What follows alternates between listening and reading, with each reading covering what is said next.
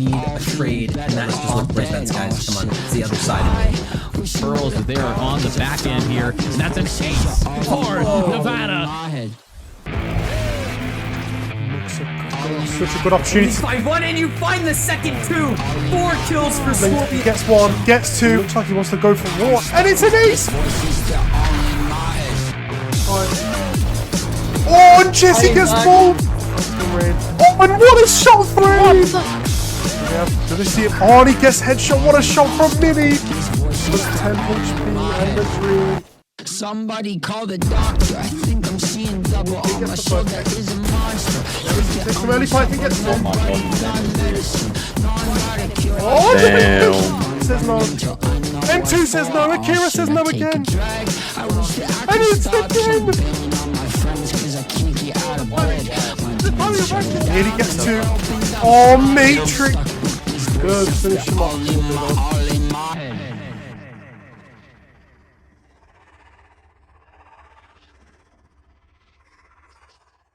Hello everybody, welcome back here to the Reyna's tournament. We are finally here with a new season and Valorant is back in the game. I am very happy to be bringing forth this new and improved, I would say, season into the Reyna tournament. And we've got some new faces around here. You guys haven't probably seen us before, but my name is Astro and I'm here joined by the lovely Shaky up to be bringing up us to speed onto the Reyna's tournament. So how are you looking, Shaky? What are we going to be seeing here tonight? Mate, first off, I'm so excited to be here today. It's just an amazing opportunity to be able to call some Valorant as always.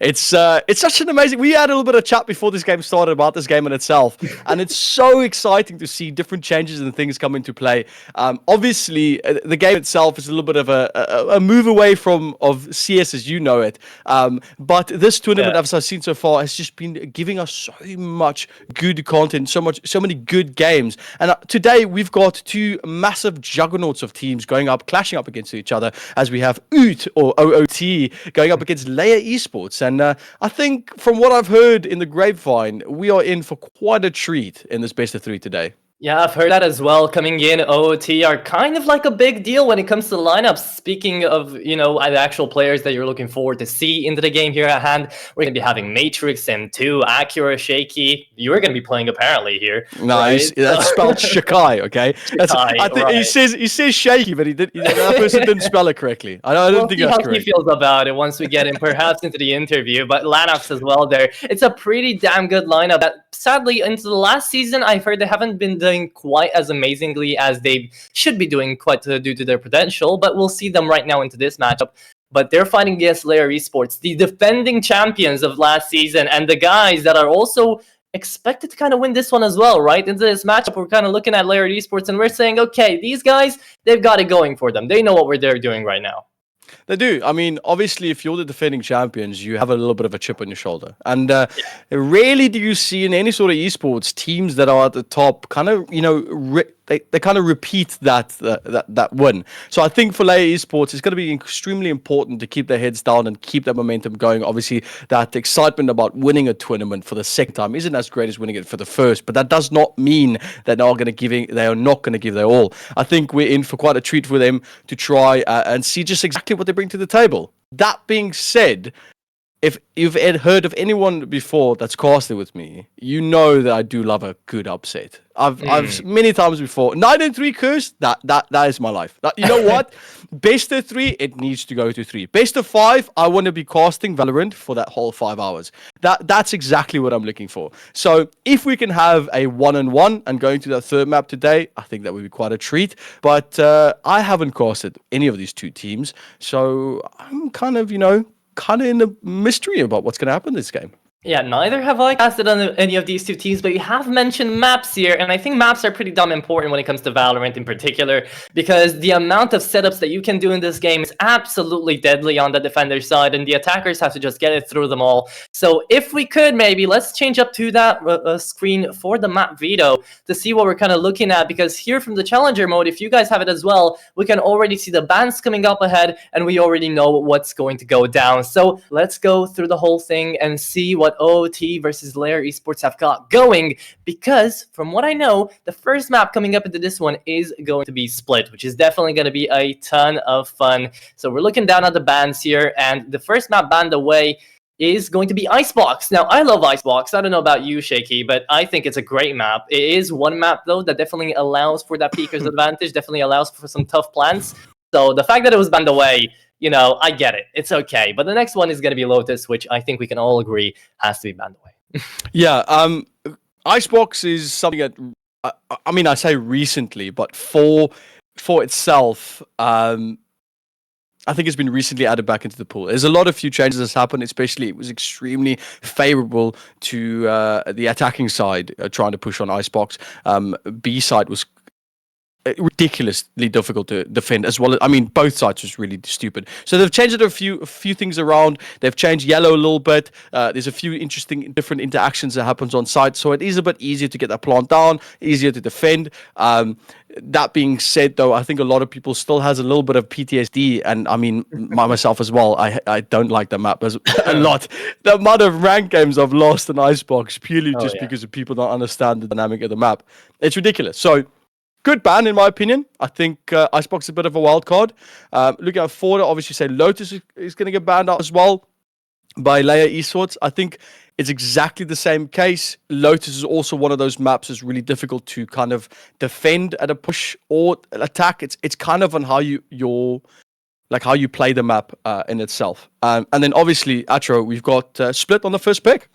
Yeah. Split first pick, and then the second one is then immediately going to be picked up on that bind. So we have two maps that are very mid-oriented here, that have a lot of rotations to go for them, and that maps that actually are going to have quite a lot of value when it comes to the defender side as well. We can see a lot of Sentinels being played on both Split, maybe not as much as on bind, but on Split definitely we can see that playstyle be actually favored in by OOT, the guys that actually picked it. So perhaps we're going to see something like that. But it definitely depends on what that last map is going to be as well. Because if we do get to that fabled third map, then we're going to be having ourselves quite a fun get around to this whole map veto. Because it's definitely going to be leaning on one side with Ascent being picked away here to be seeing what kind of champions are going to be picked away here. What kind of operators do you think are we going to get? So Split, I will not be surprised if we're going to see a Cypher. Cypher has through and through be one of the best agents to pick up on Split. It's just really, really, really good to defend that B side. And just to see how they play around that in terms of utility. I think both sides are really strong for Cypher. If not that, Sentinel Sage is a big contested agent as well on Split, purely because of the wall mid, so that's going to be a big one. Controller-wise, I think it's up for anything. It completely depends on the playstyle of these two teams. If you're going to look at someone that's a bit more heavy on trying to lock down side, Vipers have been known to pick up, but I do think the old Brim and Omens are not that bad, especially trying to move between sides for the Omens pretty good. So I'd say just basic for Sentinels. I'd say probably going to see a Cypher, Initiators, Breach, fantastic on this map. And then for Duelist though, probably more, I think, mobile Duelist. So probably like a Jet. I was thinking the Jet. A Raze would be good, I think, on Split. And then looking at the controllers, like I said, probably like an Omen or Brim. Okay, yeah, I could see the Raze definitely become a part of the play here. Although we didn't mention one of our personal mains coming into this one, which is Chamber, right, into the Split, right? I don't think we're gonna be seeing him on either of these two maps. Definitely not on Split and Bind. Maybe on Ascent, perhaps. But for this case in particular, I think we're gonna be seeing a lot of action coming down to a lot of A-side pushes coming into both of these maps. So I don't know about you, but I'm excited to see that Cypher play. I'm excited to see mainly the defensive side. I don't know why. Personally, when I see Valorant in general, I enjoy seeing the defensive side more because it kind of forces them to think ahead of what the attackers are going to do. Are they going to be aggressive? Are they going to peek on in? Are they going to be going in for a setup? They've got a couple of options that, sure, the attackers have got the initiative. They've got the drive. They're behind the wheel, right? They're driving the pace of the game. But the defenders are the one that have to respond to that. And it's always a ton of fun to see how they're going to be going in about it. So on a map like Split, I'm definitely excited to see. Yeah, I fully agree with you. I think just to add a little bit more onto that, I think my favorite thing about Split is just the fact that you can choose to either push A or B, and then you've got the mid part of the map as well. And for any CS player, mid is kind of like that's the place where the battle happens. That's the no man land, no man's land of this war that basically happens between these teams.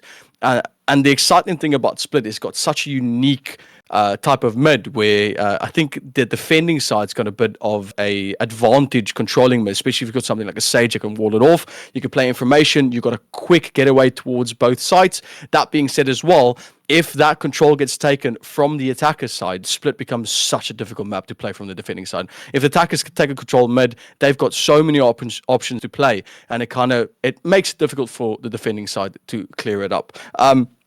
But again, it's all going to be down to the picks, which we'll see in a second as well. Lobby's probably going to be up and ready. I think the teams are ready to get going. So, Atro, man, I'm excited to get this going, man. Yeah, I'm very excited as well. We did get info, though, from somebody in the chat that it's apparently pronounced Shaq-Ye. So it's not shaky, Yes, right? I We told don't you. have another one of you coming into this one. No, there's only one South African, ginger beard, brown hair, South African caster. Only you can't one get them in OG. players as well. OG, I wouldn't say as much. Hey, we're going to see how he's going to play, and at least you're going to have someone to just blindly follow throughout this one game, right? To see how it's kind of going to go. We've also got the channel points to be distributed into the prediction right now on the Twitch, so that's going to be a little fun game as well. Who would you be placing your bets onto with the limited info that we two have got going right now? Oh, you know what? Caster curse is a thing. I know. Yeah, I know. And I don't know. You know what I usually do? If I step into a game that I've never casted for two teams, I usually just go off the uniqueness of the name and the logo. I go, I like this logo. I'm going to speak for this team. And in this instance, I kind of vibe with OOT, like OOT Esports. I think it's really cool. I like the numerical they got in the logo. It's pretty nice. So I'm just going to say money's going to be on OOT. Okay, sure. I'll play devil's advocate. I'll be going in for LYR, of course. They're coming in as the defending champion, so we gotta rein it in for the boys, right? But we are seeing who they're actually going to pick away here, and we've got that mobile playstyle that we were talking about coming in here for OOT, right? We've got the Jet, we've got the Raze, a Sky for support here on the heel, and Owen and Cypher going in through it. So that is definitely going to be very excited. It is pretty predictable, though, from what we were going and talking about, right? We have the Cypher. The Omen is a little bit of a wild card, but it's being picked on both sides. So I guess that's going to be that mobile smoker that you kind of need to play into a map like Split. And then are they going to be locking in that Gecko for the attacking side? Do you think they're going to be going all out for that? I don't know. Gecko's very unique. I do like what they're doing with the Breeze. If you pick a Gecko, I don't think Gecko's really good at the moment, being an initiator on its own. If you have to pick a Gecko, you have to get something with a pop flash. That's one of the main things. Obviously, Sky just got nerfed recently, so people are picking up more pop flashes like Breach. Gecko's flash is something that you can kind of tuck away from, so they're all going to pick it up. So I do like this. They don't have a Sentinel per se, but I've seen in VCT kickoffs recently that if teams pick up an initiator like Gecko, they usually opt for going something like an initiator, comboing it with something like a Breach or Sky just for that pop flash. Now, I'm quite interested in see how they're playing this comp, because they've got two controllers, two initiators, and then one duelist, which, in my opinion, is so much control of the map. And if they utilize this properly, we're going to be in for a treat, mate. We are going to be in for a treat. Now, also, we're going to be seeing how they're going to be finding out in the longer parts of these rounds, because for the attacking side out here, we're going to be seeing especially people like Chromix and Aksu, who are operators that can play down to a later stage of the round without any healing supports. We don't have the Sage, we don't have the Sky, we don't have anything to really back them up. Whereas on the other side, OT, they've got it going, so they don't really have to worry about the long-range possibility, about the long-winded possibility of a round. But coming into it, we've got the first round, we've got the first game starting up here into the new season of the Reyna series. So I hope you guys are excited as I am, and Yenna is going to start things out here. Look at the aggression from OOT right now. That's a big pusher for OOT, but I think they might have done a little bit too much. Aksu actually get a kill with the Viper's Bite on Lanox as Lanox is pushed up forward. So they've kind of gotten that space out of the gate immediately to try and see where the info is at, but that's now created some opportunity for them to push down midline, as we do see the attacking side, LYR Esports going to now take that very important control, but the Cypher's looking from behind. Oh, Yes, a good play there.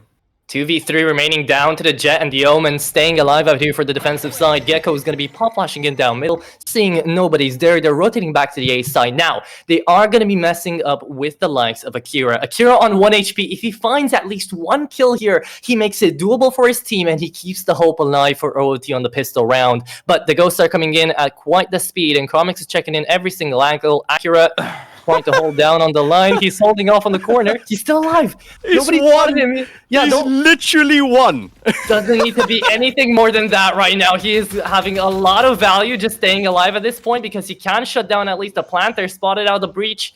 Went in on the peak, and now he's gonna try to shut somebody down, but the wall was there, and he starts shooting. And anyways, I just started blasting getting into the server, so apparently down to a 2v3, 70 HP on the Omens. It's going to be up to Matrix to really shut these guys down, and the breach comes in with the ability. Yenner's going to shut down one more, and the attackers have found the first round out here into the pistol.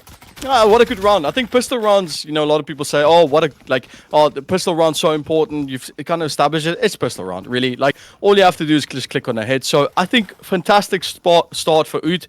They've got that 3 kills on Yenner. I think they're going to opt immediately for going full armor with a van. No, Bulldog? Yeah, they're going to opt for the Bulldog, yeah. So probably just a bit more utility on, you know, trying to get that blind and that smokes. Nessie getting that Guardian. We've got a Vandal being picked up with a Spectre and a Marshal. So a pretty good lineup as well. I do like what they're going to pick up for this round. Just how they're going to use it is just going to come down to basic the thick of it. But that being said, OOT, they are taking a very passive stance in mid right now. Yeah, OOT, they're definitely doing a bit of a gamble stack is what we would call it down in the CS lobbies, but they're trying to push all of their incentives down toward the middle position, and it might work out if they take down Chromix here on the peak. The Spectre is going to be going out with a pre-fire, doesn't find anything yet. The Sky Flash comes on in, and OOT do still have the advantage here on the Sheriff. First frag is not going to be made, though. And there you have it. Breach goes out. Still hit, but you know, he's still left alive, and the Marshal is going to be coming out here into the B site. Nade on down from Zanuck, and it's going to be up to OOT to try to rotate and defend. As the push comes on in, Gecko Flash comes out, and the Omen is going to try to stay alive. That's going to be Zanuck on the first one, Zanuck on the second, finds the double. Nade goes up to heaven, but it doesn't even matter now. Spike is going to be planted, and the pistols, well, they're on their way to demise already. As Zanuck is just going insane on the Marshal right there, finds a triple, and cleans up house. Oh my word. I mean, what a display. I'm quite disappointed at the mid play. Like, honestly, that Jet had such a clear opportunity to kill off that breach. Like, Akira saw Chromix, like, clear as day, right in front of him, and missed every single shot with that Sheriff. Like, honestly, Chromix walked away with nothing. I think the man had a scrape on his knee from that experience. So he got flashed, he was stunned, everything happened to that man. He was able to bonnie up right out of there, and they weren't able to get anything from that. And obviously, well played to Zanuck as well. But, I mean, just off the hip with a Spectre, great shots. Yeah. Chromix is also one of the guys that we didn't really get to talk about because he does come into this one as a last second substitute, I believe, right? So he's already going to go down. So let's talk about the round in of itself because that race is already going on strong, and Aksu misses out a huge shot down on that Viper. Could have found an easy headshot to trade it back from his teammate, but apparently that's not going to happen. LYR Esports are going to be starting the third round off with a 4v5 going into heaven. It's not going to be the easiest of positions to defend from, but Matrix, he's got it on lockdown right now with that Vandal. Nice little position. Let's see if he does use up the Omen Flash as well to shut these guys down. Akshu comes in around it. They're actually going to be going down to CT, yeah. Good space, good space. They might be able to catch one here. When Lanox, man. Anti-rush. Definitely, yeah. I mean, that helps out so much. But, yeah, no, just from the back end, just finds out Akira while my camera falls off my laptop. And then, that was just such a good play. Great play coming in from the Raze. And Zanuck is actually going to be able to find a headshot. Picks up the Spectre, though, and gets himself killed away as he dashes and falls back to the B site. And that is going to be the first round on the board that OOT managed to pick up here. And it's going to be a huge one as well because it was their first full buy, theoretically, right? So they invested in the round, and they managed to get something out of it, which is a round on the board. 2-1 is going to be that scoreline, and we are finally looking at Lanox starting to go off on that duelist role, right? We're still waiting on Akira to wake his game back up, but he's going to be picking up that Marshal, so I'm presuming he's going to be the operator player. And Well, we're just going to have to see how round number 4 is going to be played out, as this Omen on Matrix is going to be looking to try to stay alive and get a little bit of info. Yeah, and that's a good run. I mean, it's kind of given the fact that you get the third round, bonuses come up, you'll be able to buy the weapons that you need to, and that's exactly what they're using to their disposal to get that round back up. But, I mean, will we be able to hold on to this lead? That for me is the real question. I do like the way that LYR is playing right now. They are playing a bit slow, trying to play around a little bit more, but going up against a Cypher, man, basically can hold on to A side completely alone. They don't need to be there at all. Yeah, exactly. Great solo hold, but early game utility here has been absolutely lovely coming in from both sides. We've managed to find 2 early frags into the round, and now the A side is going to be up and secured out here. Shakie going to be staying out by himself. He actually double traps away onto the side, trying to stay alive, finds Yener on the TP, and apparently he's still going to be standing out here. The spike is going to be tapped away, going in for seconds. It is going to be the backup coming. The cavalry is here, and Shakie is going to find 2 for the price of 1. Acura still left alive, finds the second frag of the game, and M2 cleans up house for OOT to find their second. I mean, clean up house is a good way to put it, because it's exactly what they did. That was so well played. Akira just dodged the flat from breach, just like milliseconds of timing, just being able to look away, managed to clean up that one, finally doing that duty as a duelist for the team. And again, Shakie on the Cypher, just exactly what I said earlier, being able to play that Cypher on split, the amount of utility that you can lock down. And if you look at the map right now, Cypher's completely alone on A. We've got the rest of LYR Esports just completely staying down mid to stop that that push, and all Cypher could say is, yep, I see them, come on through, guys. Yeah, come on through, let the floodgates roll, and Shakie is going to have to hold it down by himself. Let's see if he spams in through the smokes, as already they've made their way across to the site. And it's going to be an early spike plant into the round number 5 here, coming in from LYR Esports. Coming on down though, the flank comes around from the duelists and everybody else. Acura spearheading away the charge, and we're going to be seeing the Vandals start making their way across as Spectre is here on the Chronic. So we've got Heaven controlled out here for the attacker's side. They're onto the side as well with that raise being there, and Akira has a clear angle at least on one of these shots. Let's see if he finds it. Oh, he does get it. Expected a second as well, but didn't look. Sky Flash comes around as well, and the raise is going to try to deny some space. Ooh, there we go. Viper's still left alive. Matrix going into the side. Double TPing, actually. Double dipping. And going on down. Zanuck finds 3.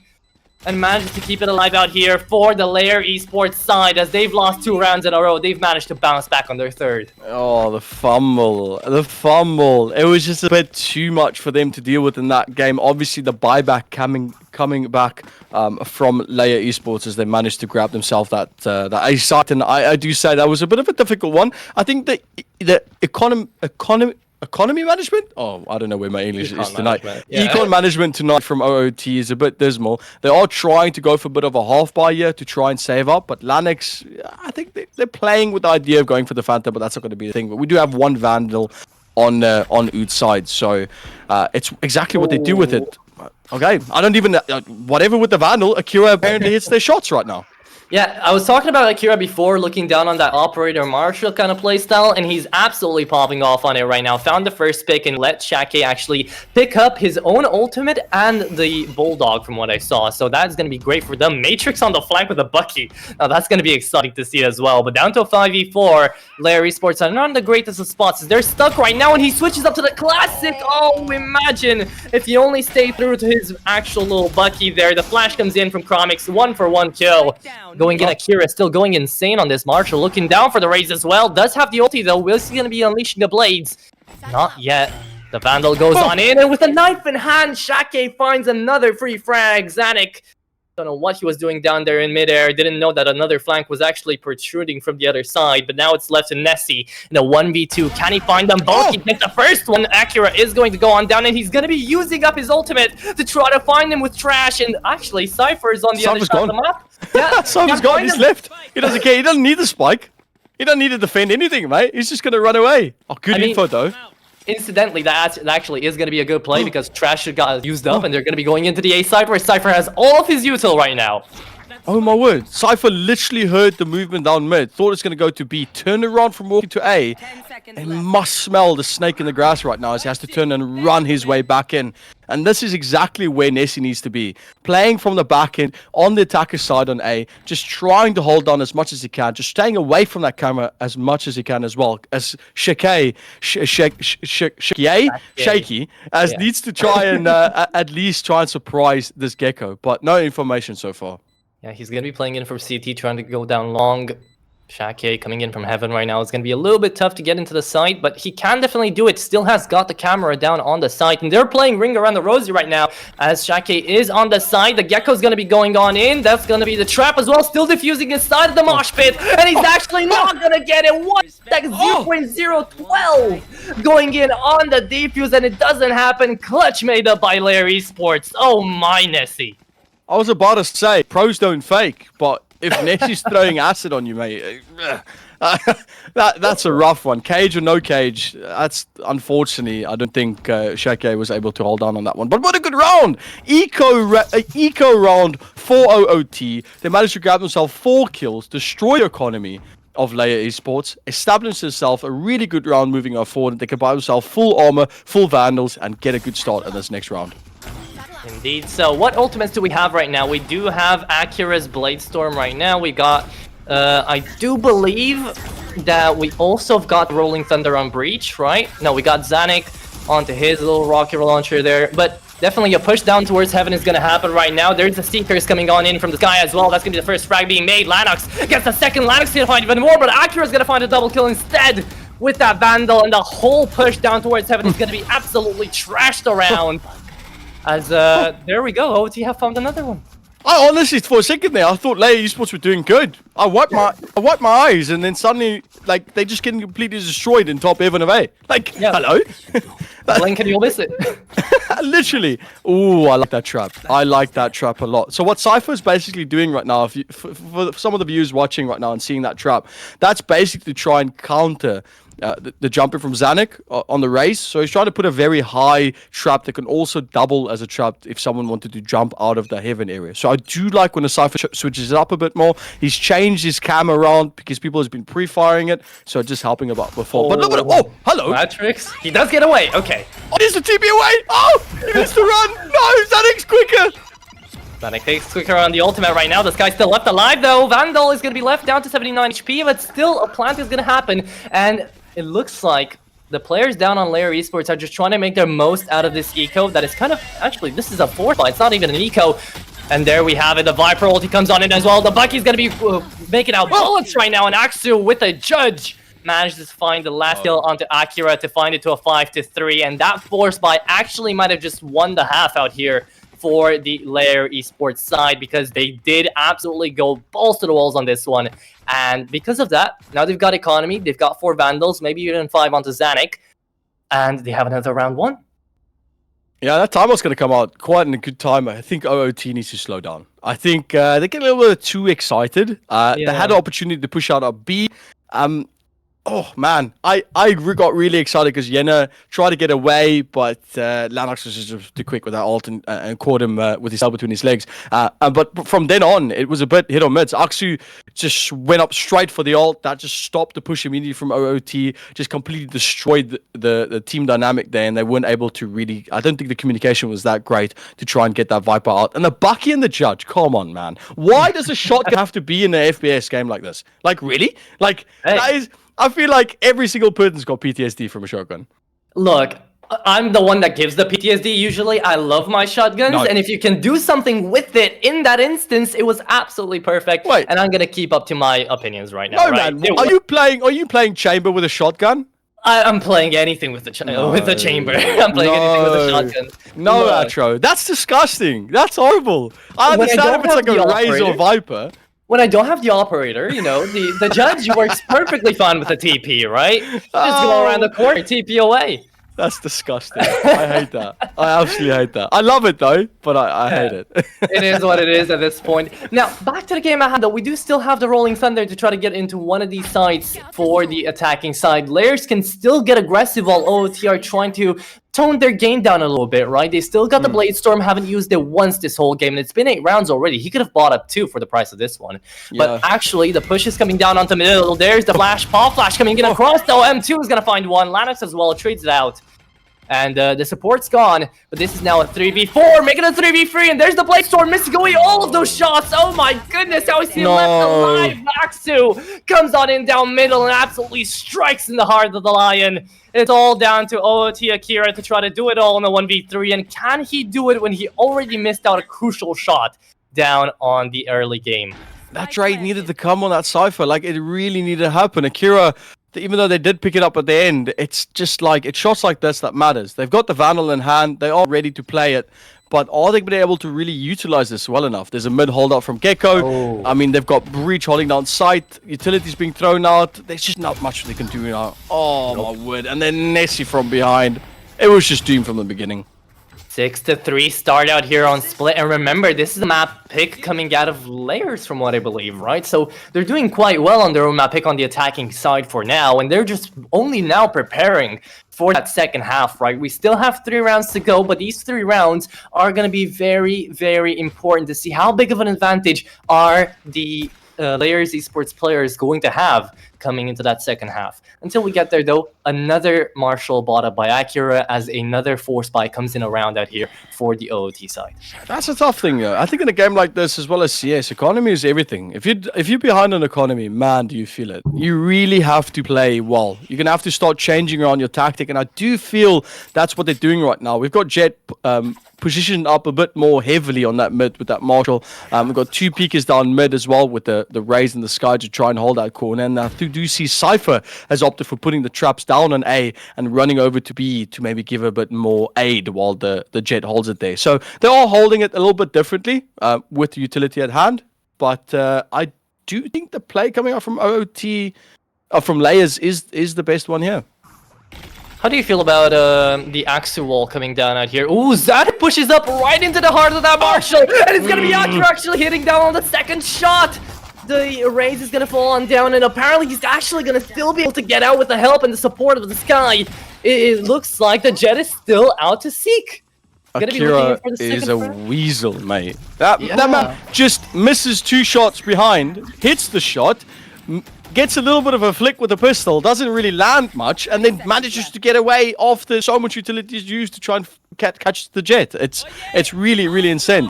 But this is where it gets exciting. Ooh, there's Trash, and there comes the Breach as well. They tamed down on 2, and now they can start pushing out to heaven. It is going to be Chromix looking down to capitalize on these kills as he's running away. 15 seconds left to plant it. And the Spike is not going to be getting his side of the side. As there we go. Ladix is going to go on down, and the Spike has gotten killed. 5 seconds left out here for Shaki to stay alive and deny. Gecko's coming on in, but no, that's going to be Chromix trying to hold it down, and there's not enough time. There you go. The Jet is going to stay alive and win the round out here for OT. Acura made this whole round.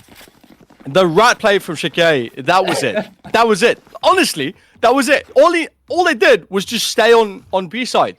Everything was happening on A, but I promise you that Cypher was in comp saying, guys, listen. I know you guys are getting rushed. I know Gecko just ulted you. I know Breach just ulted you. I know Utility's being thrown at you. But trust me, they are going to come B. The whole team probably shouted at him as well, saying, no. Rotate, please, mate. No, he said, no, I got this. Trust me. And he did. He was there with Sheriff. He made a count, got the first kill, stopped the timer. They did not have enough time to plant. And what a beautiful clutch. Beautiful, beautiful clutch indeed. The second timeout that we get to see out here. And I'm pretty sure both of these timeouts have been called out by OOT.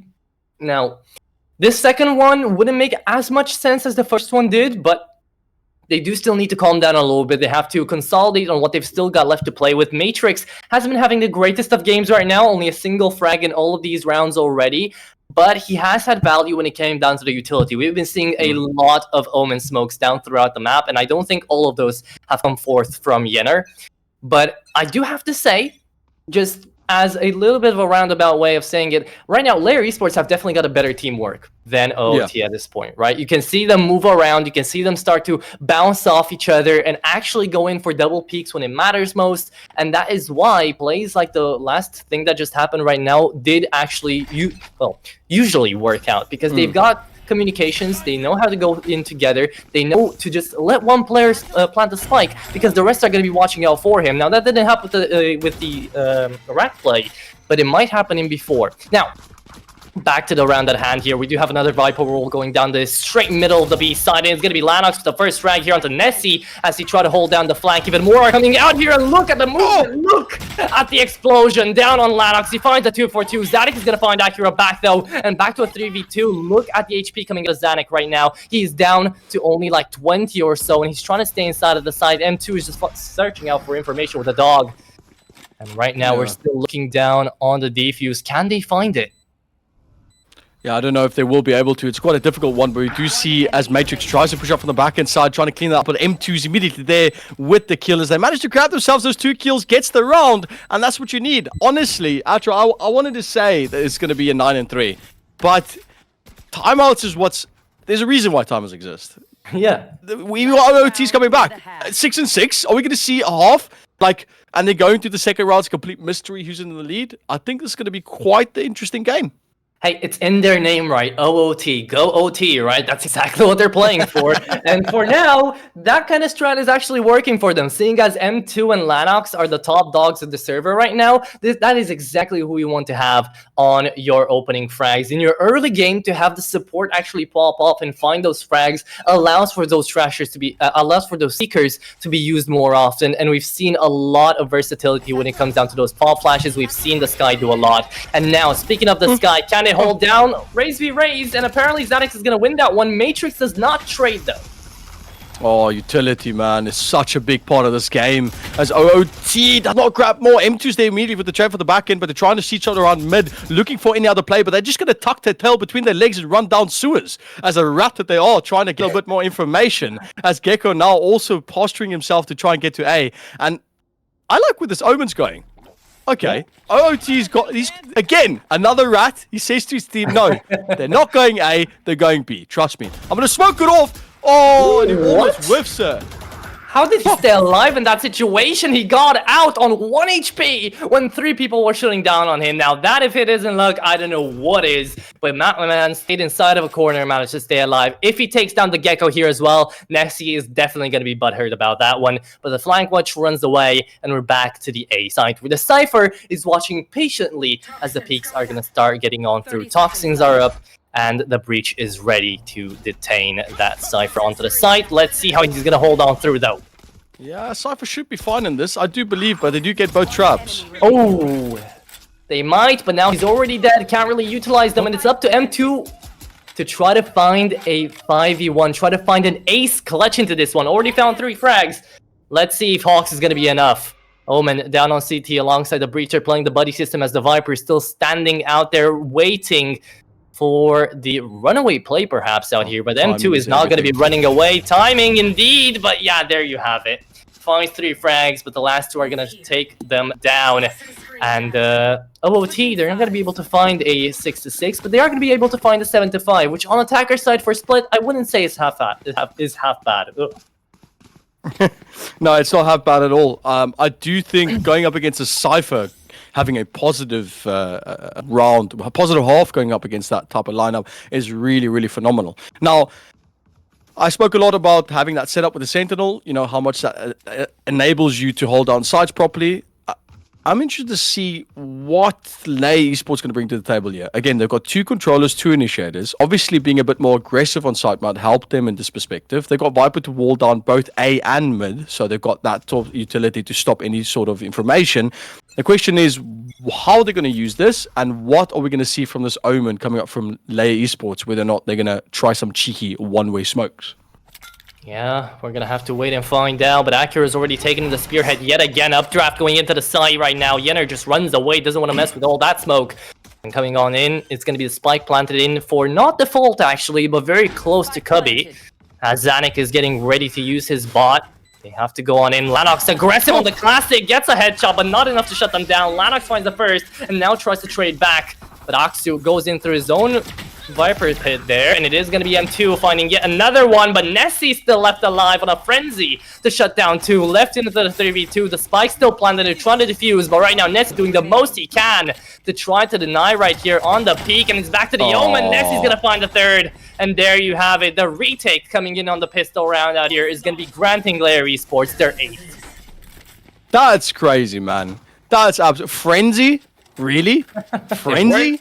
It worked. And you're gonna crouch. You're gonna crouch in front of this man with a ghost, and you're gonna spray him down with a frenzy. Really, Messi? Come on, man. This is not 2022. Frenzies aren't broken anymore, and we also see 4 stingers being picked up from OOT. Like this is, I feel like I'm watching games in 2022. I do like it though. Aggression's definitely up to bat here. OOT tried to play a bit more differently on B. We saw Kira trying to dash onto side, but they didn't really get the informant that they wanted.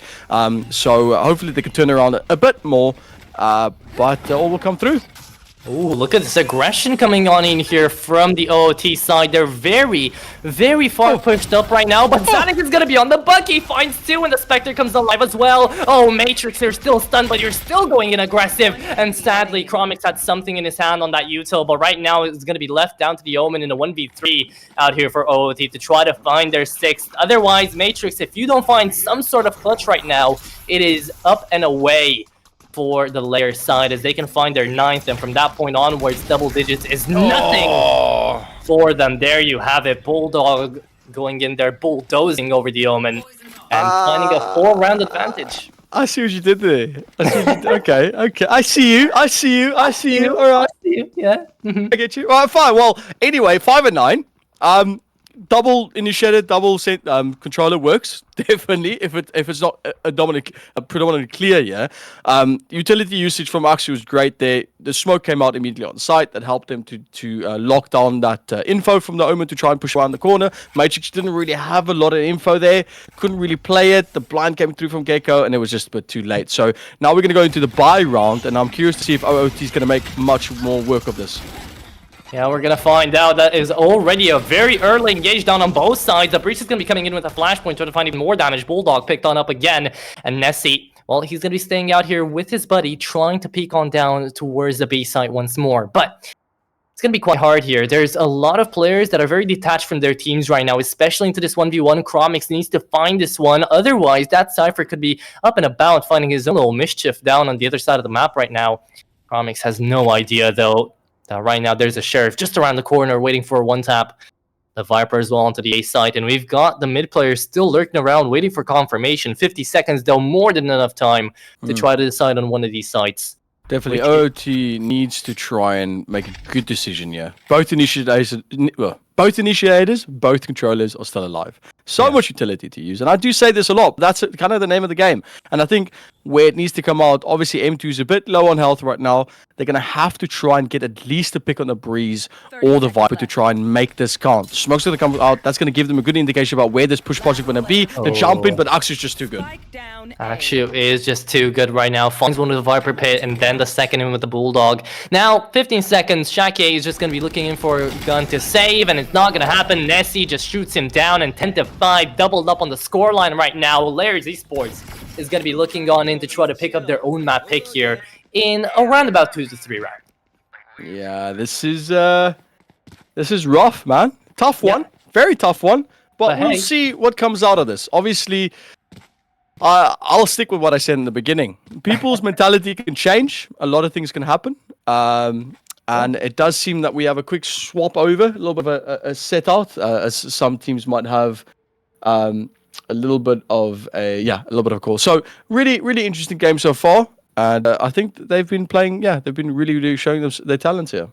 Yeah, I've enjoyed seeing, especially people like Akira and Akshu actually play it out. Even though it's a Viper and a Jet, completely different operators right now, they still have the same sort of playstyle where they're waiting for their opportune moment and they're finding all of those big multi-frag moments that we love to see out here into the Reynas. So very exciting, but I did get a sneak peek of the next round when M2 is going to get back into the server, that we do have finally our first operator of this split, right? So that is something that we haven't really seen up until now and that we don't usually get to see on split, right? But it has been bought on over by, I believe, the Rays onto the attacker side. So right now, OOT are desperate. They're trying to do anything they can and trying to find any way they can to be tipping up the scales right now, because 5 rounds down this late into the game, it definitely doesn't spell success.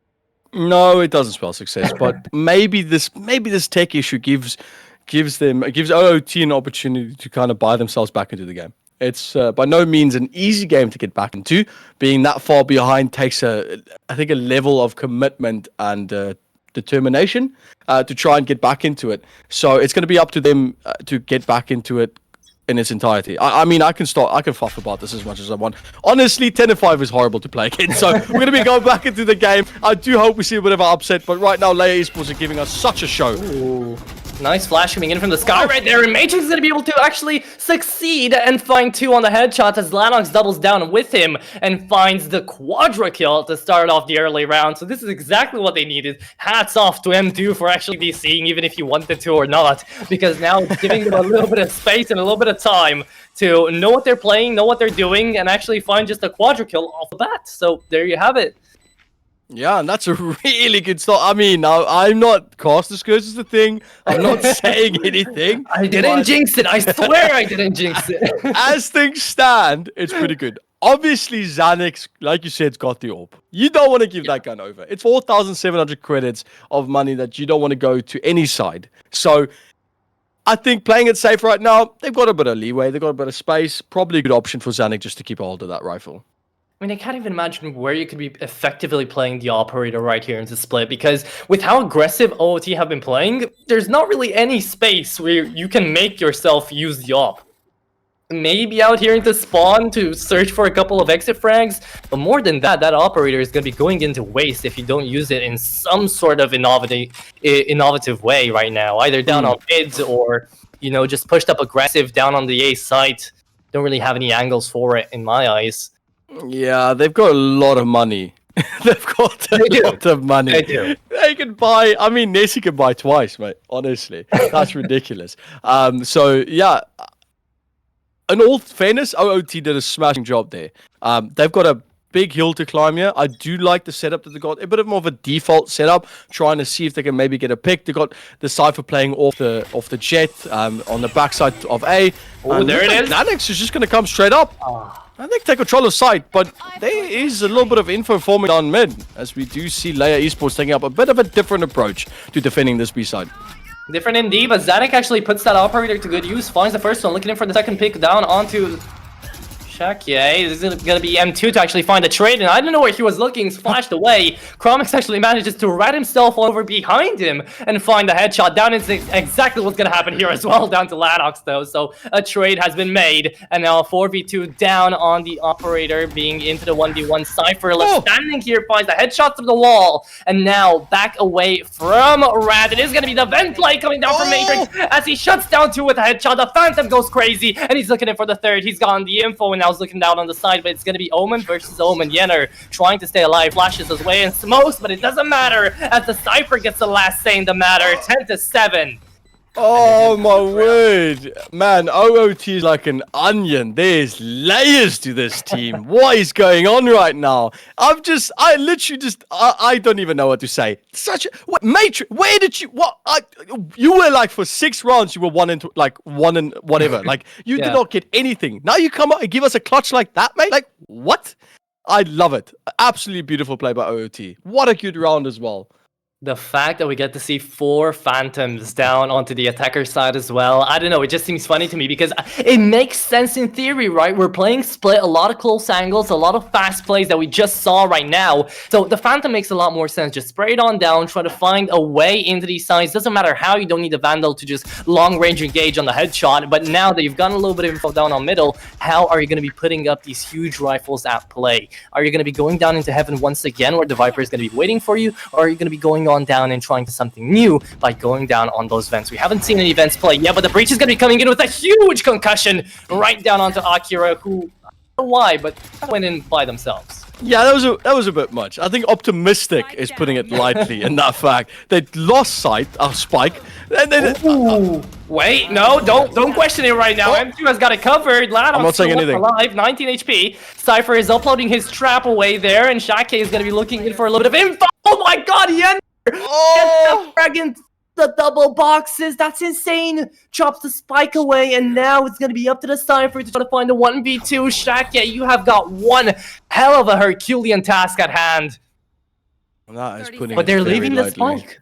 Why are they leaving the Spike? Yeah, because, you know, thoughts, it builds in your head. You're unsure. You're thinking to yourself, we don't know where the Cypher is. He lurks a lot.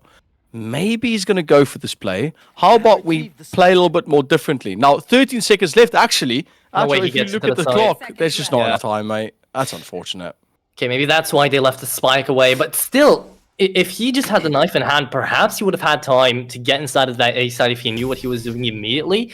But you have to clear the angles, you have to check the shots. So I guess it did make sense out here for LYR Esports to just give it up and find the round for free. 11-7. And right now, sure, OOT are not in the greatest of positions right now. They're still going up with the boulder through the hill. They're trying to push it up a downhill right now.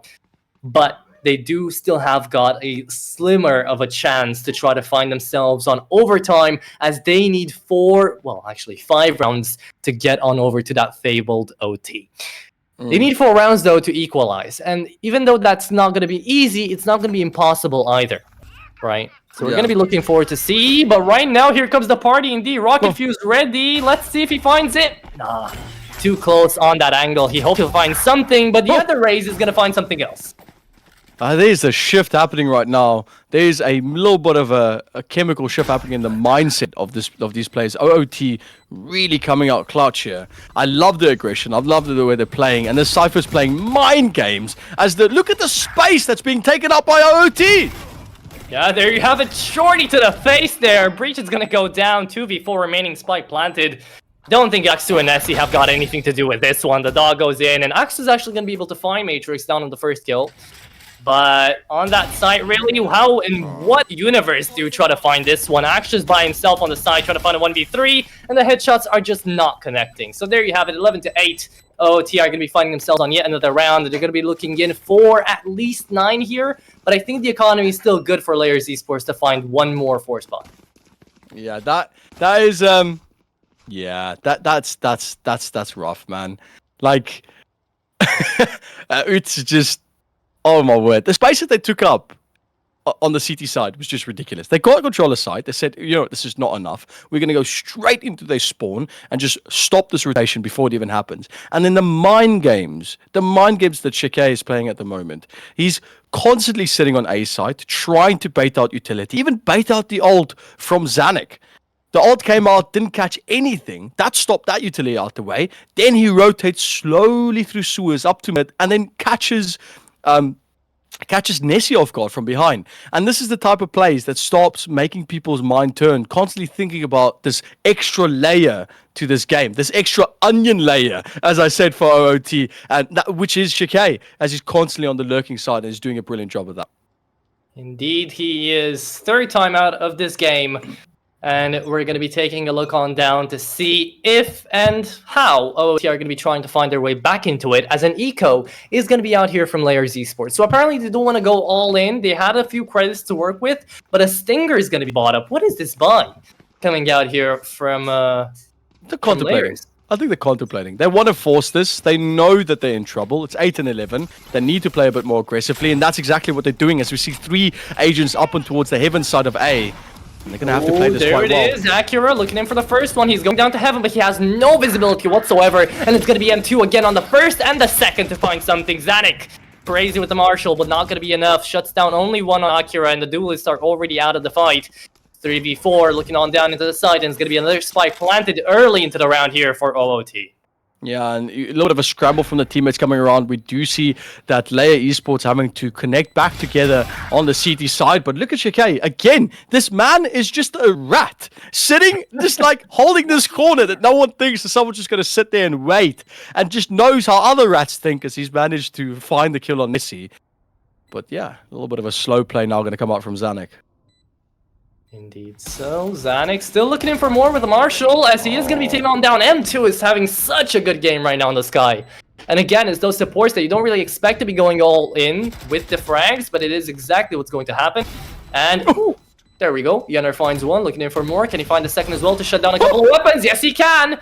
Can he get out, though? That's the question. He's being stuck right now, and that is going to be the 4th on M2 to just shut them down and find yet another frag with the statistics on the line here. 9-11 on the scoreline, and we are looking on down to round number 21 here, Shaky.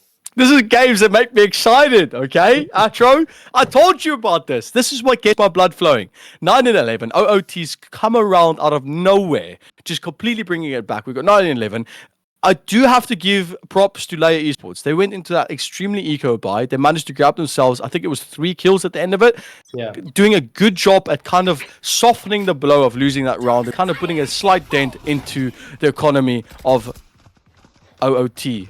Rocket Fuse ready out here from Lanox. Can he find anything with it? Yes, he can. There it is. Just a long-range shot on the explosive. RPG connects onto Yenner. And now Matrix is going to clean up there on the Cubby. Finds a second, looking in for the third. Can you get it onto the Heaven position here? Nessie's going to be looking in for frags. Danix finds another one. And Action's going to fall on down, but a 2v3 remaining. Nessie just needs to get out and wait, bide for time.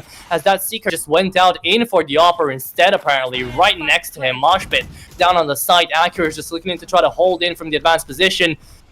And right now, this is the only saving grace, as the Operator really has no entryway into this B site. Jet stuck in between the barrels right now. The Pillar is not going to be easy to work with.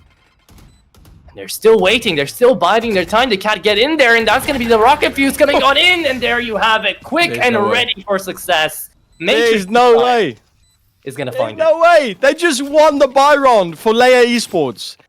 They're going to... Oh, it's a force. Nessie's going to go straight... Oh, It's what's a that? Bucky.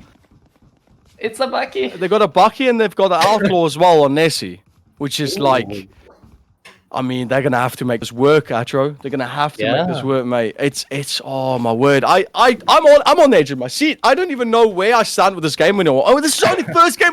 We're still doing a best of 3. Yeah, exactly. We've got a couple more to go here, and Nessie's got his Thrasher ready. So let's see here, how much value can he bring out of that? Does he want to invest it here? Because he kind of has to. It's 11 to 10. You lose this one, they equalize back up, and right now OOT are on fire. They've got the, well, they've got the snowball effect going and ready.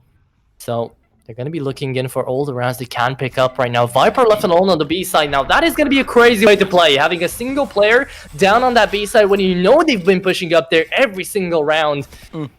Going to be quite tough, and they're going to be doing it again. Akira just buying up space out here alongside the Rays. They're trying to rotate back on in, but can Axu stay alive out here with the Bucky? Yes, he can! It's going to be one, almost a second. Was looking scary, but now M2 comes in right back around. Zanik with the Sheriff gets a headshot, looking in for the third, and there's the Thrasher as well coming into the taint. At least somebody, but he's got a lot of HP. You don't want to shoot. That one misses into the big line of sight. M2 stays in with his gun in his hand. And they need to get that spike on down, but they got 40 seconds. They're going in for 3 players coming in from CT and 1 down onto Heaven.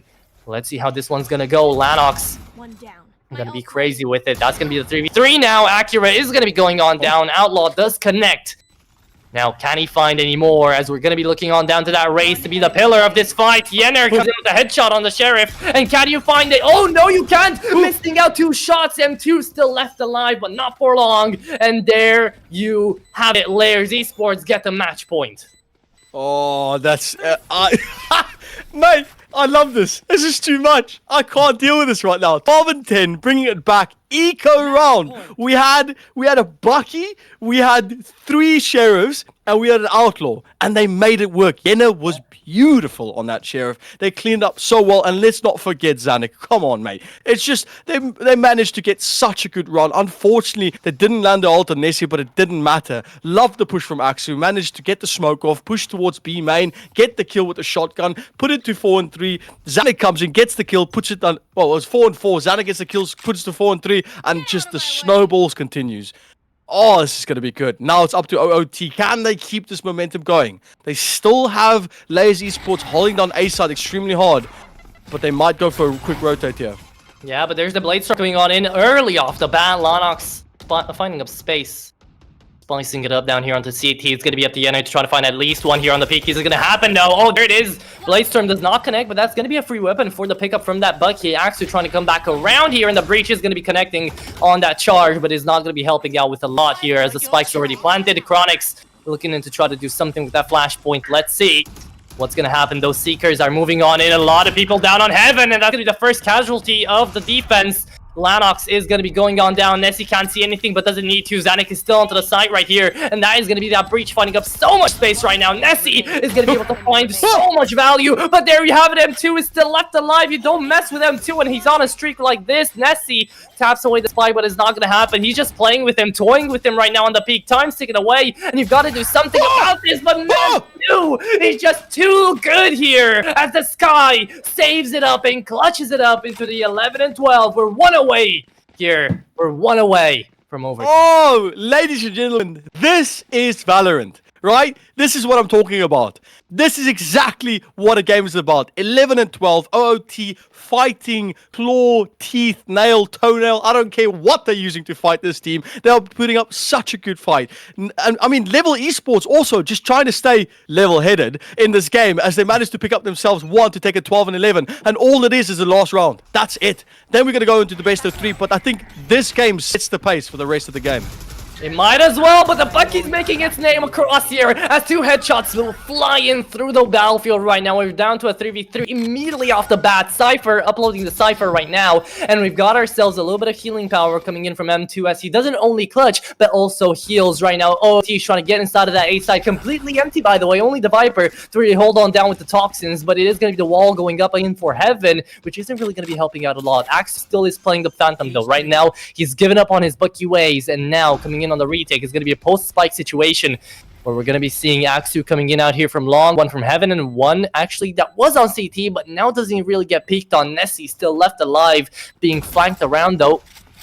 Matrix trying to hold it in together. The Heaven players have got no idea what is awaiting them. There you go. M2 is saving this game single-handedly with all those kills being made. Aksu left in 1v3. Can he make it for Layers Esports, or is this gonna be it? I think this is it, Shaky. There you have it. He's stuck in a corner, left all alone right now, half HP and dead. We're going to overtime for the first map. Oh my! What on earth? Come on, dude. This is a best of 3. It shouldn't be this difficult.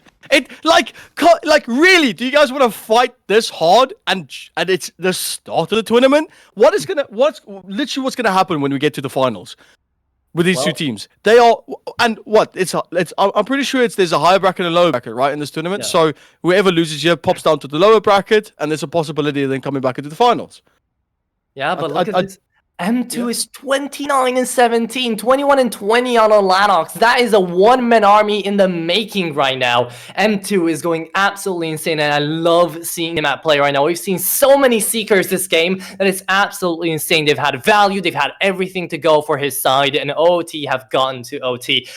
Look, I mean, we're down to this already. It's a best of 3, but these are also 2 behemoths coming into the tournament right now, right? One of them is the defending champion of the title for the last season, and the other one is one that everybody's been looking forward to based on the rosters, and we can see why, right? M2 has been spearheading his teammates across here with people like Lanox and Shake absolutely going to town on their individual operators.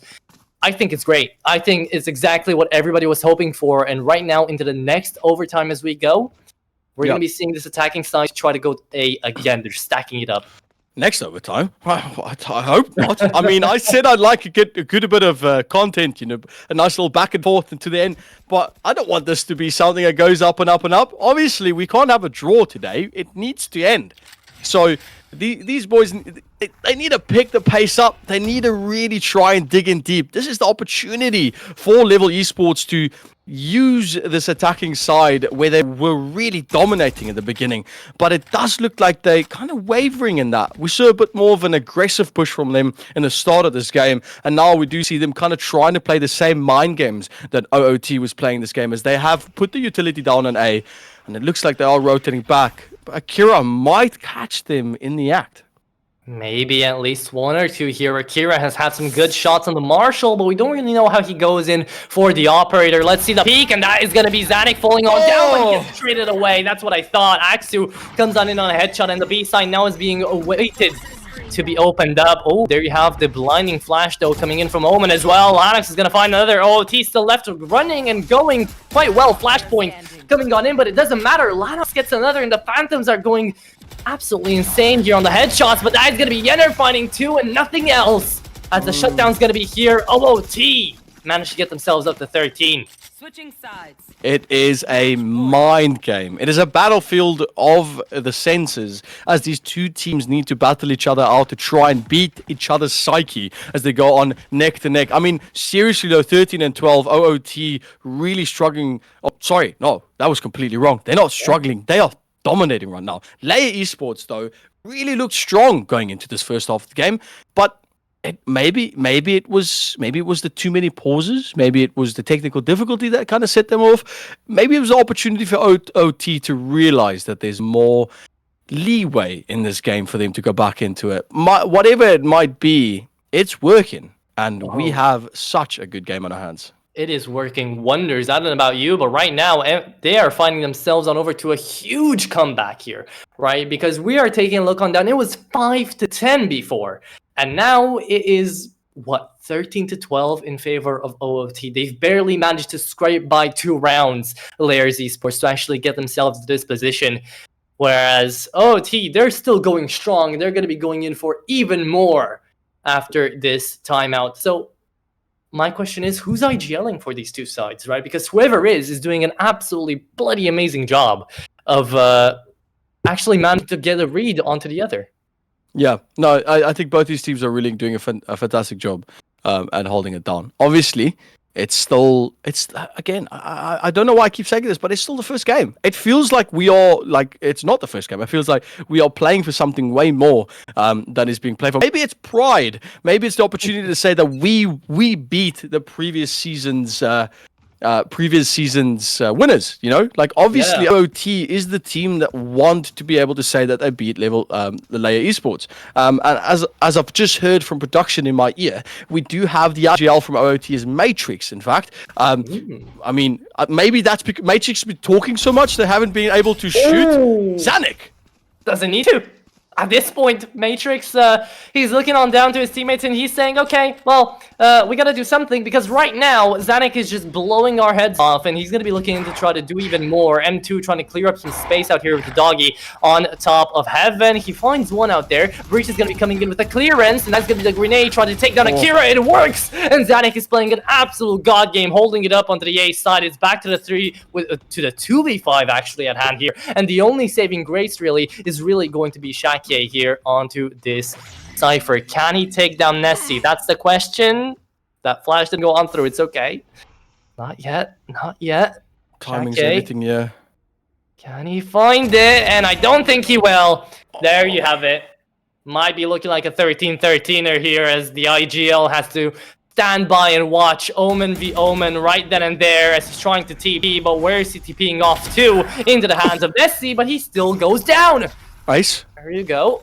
Looking in for the second. Can he find it? Yes, he can. Another headshot going on down. 70 HP, and he's trying to run away. He doesn't have the ulti, but he's going to pick up the orb. He can't go to the A side. This would be insane right here coming in from the IGL, and he's going to do exactly that. The rotate comes in immediately from the other IGL, though. Viper knows what's up right here, and Axe is going to be moving into Heaven. Spike planted. 10 bullets being reloaded right now. Still 70 HP though. Gonna be tough, but he finds the third Matrix. He's trying to find the clutch of the century right now. And he's gonna be looking to do it with 4 HP only. Breach coming into the site, and he does get taken on down by the reigning champ of the aim battles. Zanik saves the day out here for his team. And it is gonna be overtime 2 on 13-13. Man, I wanted it to be an ace. Oh my word. The shouting I would have done. Honestly, I would have... I wouldn't have apologized to your viewers. I'm really sorry. But, like, I'm sure everyone would understand that would be such an amazing thing. Obviously, though, great play by Matrix. Really, really dug in deep there to try and make it work for the team. The IGL of OOT really try and put it down for the team. But I know... it's tough. Getting 3 at least out of a 1v5. That play of getting that pick onto the Gecko immediately up Gecko and then going straight over, getting the kill on Reyna, getting the orb, tipping over to A site. Oh, it's such a beautiful, beautiful game. I personally think would have been even crazy if he cancelled his TP run straight to B and planted today. I think that would have made it wild, but yeah. I think he tried his best. Well, 15 seconds to go. I don't think he would have had the time to actually plant it away, but... you know, still would have been very, very exciting. All those mind games are definitely a Beautiful, beautiful thing to see. But right now, going on down with no mind games, just pure rain down onto the A side. It's going to be Zanik again on that operator, searching for something out here. Still onto the side, though. Matrix is left alive, and he's done something big before. Can he do it again? No. Sadly, the Phantom coming in from Chromix is going to shut him down, and still the operator is left alive out here for Zanik.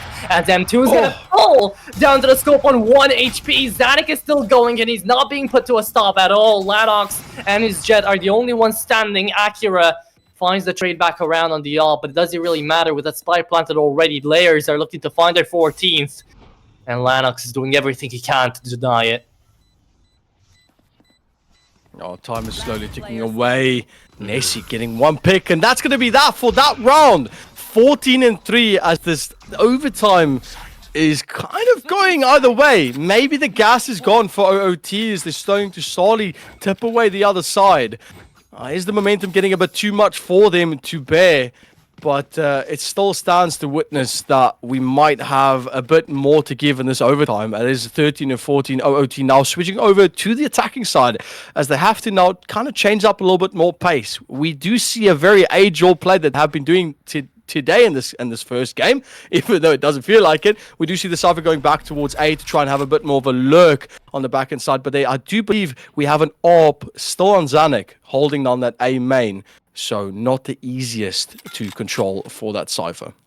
Yeah, and indeed so. He's going to be immediately running away, not really seeing any early game utility being dropped on now, but instead, Lanox and Akira are going to be making up to the side right here to try to find something. Shake moving in across on the other side of the map, but Matrix is going to find one, and Lanox is finding the second. OOT have still got a chance at this game, as Split is not over yet. Chromix does not have the Rolling Thunder, but he does have the Breach on charge. And he's going to be looking on down to the side. Zanik, can he trade it back? Can he find frags to this one? Cypher is still down on middle, and the spike not yet planted. We're still looking on down for the time taken away here. As they're trying to make with their best. Zanik is actually going to take down the head of the Hydra as the IGL falls. Looking down for more. M2 is looking deadly on his possession. But nothing happens yet. Still nothing yet. Oh, there you go. Shaki is going to fall. 3v3. Yeah, he could have made that work, but I think they waited a bit too long with the flash. Oh my word, beautiful timing from both teams.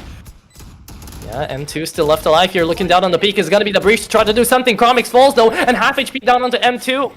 Zanik trying to do his best out here into 1v3. He finds one, looking in for the second, doesn't get it. It was so close, but it doesn't happen. 14-14, and Shaky, we are going into overtime 3. I don't know what to tell you, man. Seriously, though, it's just a battle of brawls, a battle of mindset, of mood, of economy, of skill, being able to click on specific pixels. I don't know what's going on right now, but it is such a sight to see. Beautiful gameplay by both teams. I do like the way that they're playing right now. Obviously, I do think LYR Esports has caught on to the play from Shake, how he plays through mid. None otherwise, Nessie was able to pick that one up. But going into this round, let's see what they have to bring us. Ooh, that's going to be a charge, and Zanik trying to do his best to push on across here. M2 still holding on in with the Hawk, and he finds the flash. Actually, as he looked around back there, Shaki is going to find the first frag onto 1, and we have a little bit of frame drop here, but it doesn't matter. We should be getting back into the game either way. And there we go, M2 still left alive. He hears a lot of movement down in mid, but the spike still has not been spotted yet. No, it has not. And they're kind of playing a bit slow here. There's one down. All right, fair enough. Ooh. Oh, well, 2. It's going to make that 4v4 now. Push up for Zanik. And we've seen this player just absolutely dominate on these dudes. But there's someone behind you. The trigger discipline. Oh, Lanox! There it is. Lanox finds 2 on the trigger discipline indeed, but that was more of a ratting than anything else. Baited out his own teammate and try to find something with it. The spike is going to be going on down to a 2v3. Nade is going to be going on in to no avail though, I think, as the damage isn't really going to be... Ooh, it is going to be made there. It's going to be Yenner. Still left alive, but on half HP. He does still have the TP waiting to go, as he is going to be moving around out here into this one. Flashpoint there on the other side. Is going to be this flash as well coming on in. Chromix finds one, but not enough. And it's going to be up to the Omen to try to find the 1v2. He thinks that the spike is being held right now. That's a great headshot onto the first one. 1v1. And it's going to be Lana to save the day out here. OOT are getting to 15. And another match point from Shaky. Remember, 5-10. Literally 5 to 10. I love it. I've got such a. I wish you lot can see my face right now. I am smiling from ear to ear. I'm honestly, I feel like a child that just got a toy. This is so fun, man. Honestly, and there's so much to pick apart. Like Lanox sitting up at top heaven on B, trigger discipline, allowing most of the team to run by him. LYR Esports just careened themselves past his view, and then he picks up 2, makes his way to site. They Ferrari peak as 3 down B main and 1 on site as they get 1 kill, and then from there it's just complete tatters for LYR Esports. Beautiful play so far, but game is not over yet. It's still overtime, and I mean, safer to say, anything can happen at this point. Indeed, it can. Remember, this is a map pick coming in from LYR Esports, so they're to lose on their own map pick on overtime 3 right now. I don't think their morale is going to be really that high going into OOT's map pick as of late to go on over to Bind and really, you know, try to give their best, right? But we're going to get to see that on the second map once we get there, because it might still be a ways away. As a headshot comes in here, though, Shake is going to be making that a little bit more possible. Operator comes in around as well. Matrix is going to be shutting down the other IGL down, and Nessie trades it out, though. 3v3 still left alive out here into the middle. Side Chromix finds one more headshot, all up to Matrix and all up to Cypher. Can Shake do it all right now? Onto the A side, he's on a huge flank around right here. How much value can this flank get going on over to the A side? I think a lot is the answer. If he keeps an off angle like this, they won't look at it first. They'll probably clear out heaven as they cross around the corner. Nessie and Reyna is going to be the 2 who's going to pass through that area. Possibly all 3 of them, actually, as Magic pushes forward. But just a little bit of extra thing as well. This map's picked up by OOT. So it's for them, they need to try and win this, because the next one is a LYR Esports map, as they've picked up the Bind for the second map. So that plans is going to happen, and OOT probably forgot that it was their map pick, and therefore kind of struggled in the beginning.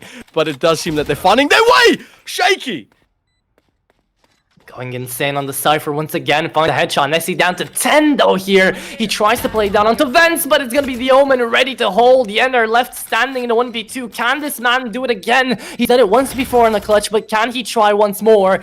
Saw the Cypher going into the site right now. Goes in for a smoke on the spike. Tries to tap it away most likely, but until then, he's still spamming away, and it's not going to happen. OOT are going to be your first victors on their own map pick. Oh my word, that is such an amazing game. Coming up from 5 and 10, bringing it back around, making magic, as OOT just does an exceptional job as entertaining the crowd as we see that first game happening. And Atro, I have to say, it has been a while since I've been that excited for a game happening. Oh my word. Yeah, that's what happens when you pit out 2 behemoths once against the other, and apparently it went out pretty damn good, right? 16-14. That is the scoreline that I would see in old CS, not in Valorant, right? RO16, what? This is RO21 right here. But still, it is looking pretty damn exciting. And we're going to be moving in to the second map, which is going to be Bind, and the map pick coming in from the losers of the first map here, LYR Esports, to try to find something to work with in this best of 3. But until then, guys, we're going to be moving into a quick break, and we're going to be right back after 10 minutes.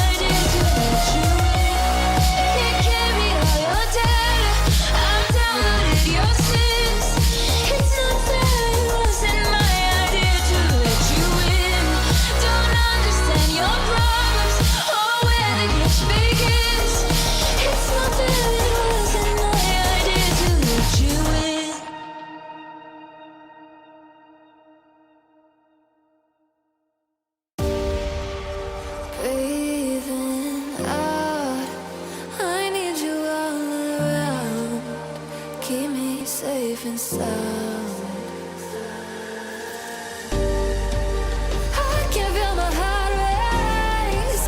Hold me till the night fades. I'm broken and breaking down. I hate to have you see this. Am I already gone? The panic's getting way too strong. Do you know where I'm going? My mind is falling. I'm falling, I'm falling. I'm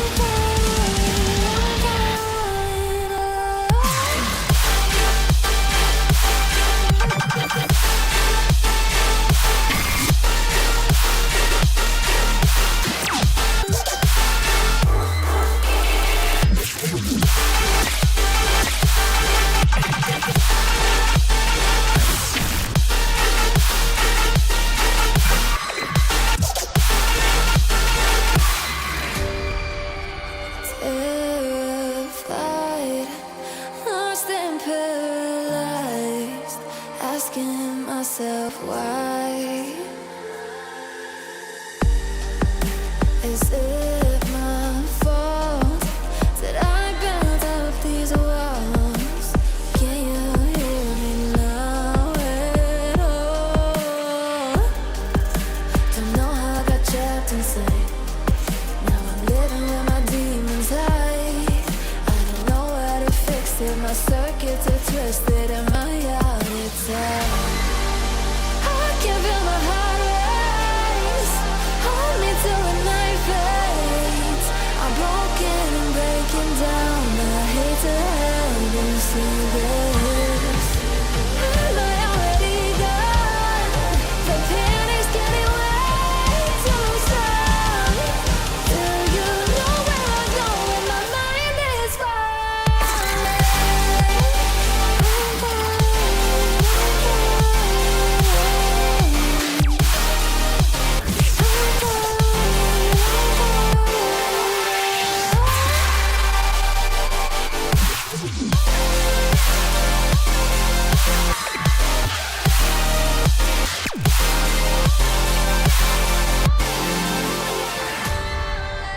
I can feel my heart race. Hold me till the night fades. I'm broken and breaking down. I hate to have you see this.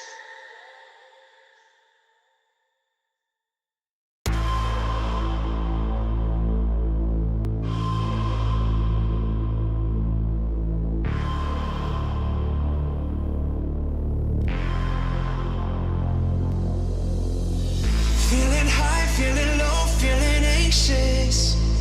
I can hardly take it. Turn me on, shut me down, and back on again. Oh, your silence, I'm going crazy, leaving me confused. I'm trying to get a hold of you. Oh, tell me, do you see me breaking? Why are my hands shaking? Will you let me go? Tell me yes or no. Oh, oh, will you let me go? Oh, oh, tell me yes or no. Oh, oh, will you let me go? Oh, oh, tell me yes or no.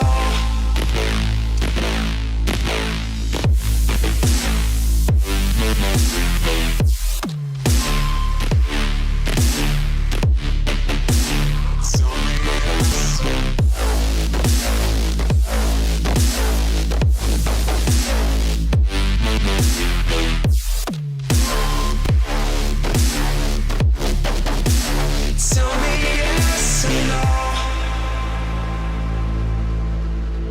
Losing time, losing hope, losing patience. Need to be updated. Turn me down, turn me up and back down again. Oh, Your silence, I'm going crazy, leaving me confused. I'm trying to get a hold of you. Oh, tell me, do you see me breaking? Why are my hands shaking? Will you let me go? Tell me yes or no. Oh, oh, will you let me go? Oh, oh, tell me yes or no. Oh, oh, will you let me go? Oh, oh, tell me yes or no.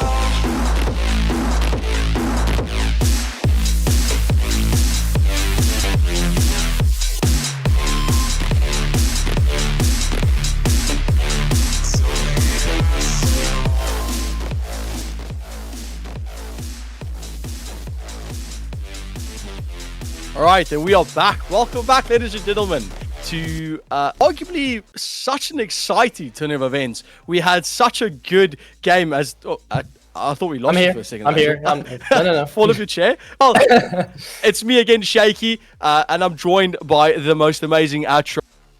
Such an amazing game. Mate, just come on. Let's talk a little bit about what we just saw. Yeah, it was absolute beauty coming in from the early game down to the third or fourth overtime that we had. We finished off 16-14, so I think there'll be 3 on the overtimes that we did have. But it was absolutely lovely. From all the Cypher plays we got to see to the IGLs duking it out on the Vipers and the Omens. Back to that Sky on M2. Man, that was the MVP in my eyes because he absolutely demolished. Even though back at the end there, he wasn't the overall MVP of the lobby. It was actually Lanox down onto that race. So interesting to see how the econ game works around and how all the kills get made. But at the end of the day, even though M2 had so much impact and you could say even won his team the game, he still wasn't on the top of it all. So you can tell how crazy of a game this was. Yeah, I mean, definitely. There's so many things to pick apart in this game. And obviously, with both these teams, some of them going over 20k, 20 kills, obviously going over 30 kills as well for those top players. Now, let's talk a bit about what we saw in this game, right? We obviously had a nice little back and forth between these two teams. It started a bit more rotating towards LYR Esports side in the first half of the game. Obviously, we had a 10-5 before things started being completely rooted up. But what do you think, in mind, gave them that opportunity to try and switch it up a little bit more? Well, if you remember down on the 10-5 mark, we actually got to talk about it a little bit because there was the first timeout that was in like 8-5, and then it was the DC coming in from M2 that gave a lot of time, actually around about 2 minutes, for OOT to regroup, to come back up, and to actually talk about the game state a little bit, right? Because they were down and out, and for a second there, I was trying to make this a little bit of a paragraph that they were definitely in a Sisyphus moment, right? They were fighting uphill, and they were pushing the boulders, and they were trying their best, but every single round was just shut down by a clutch or two, right? So those just didn't start to really happen anymore down from the 15th round onwards, because we got to see OOT being way more aggressive down on the early game, and into those rounds we got to see them really go through with all of their plays. Before, they were kind of lurking down in mid, waiting for an opportunity to arise, but then they started making their own opportunities, and we got to see a lot more action from round number 15 onwards. Definitely, I couldn't have put it any better. I think, yeah. I honestly, I can't add anything to. I think you've honestly covered all bases for that. Now, moving up into the next little part of it, we obviously have map 2. First map was, of course, picked from OOT. They picked up Split.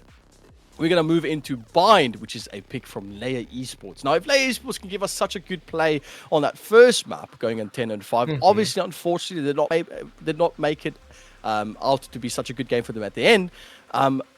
But with their pick on Bind, it needs to be said that they do like picking these weird picks with 2 initiators, two controllers, and obviously other duelists as well. Question is, do you think they're going to be able to picking that up again? I don't know why I'm stuttering, but do you think we're picking that up again, or do you think we're going to see a little bit of a different play?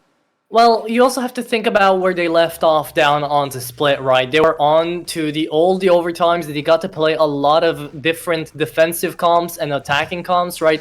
So they really didn't go in for that defensive. So they might have this thing in their heads that, we really struggled coming up into the defensive side of things. Let's try to change it up. Let's try to go in for those sentinels. Let's try to be a bit more passive, because we did get to see a lot of active plays coming in from LYR Esports on their defensive side. They were very aggressive. They were going in there and trying to take down OOT even before they came out of spawn, right? So maybe they're going to try to tone things down a little bit, and they're going to try to pick up operators that are going to be a little bit more, how to put this, chill.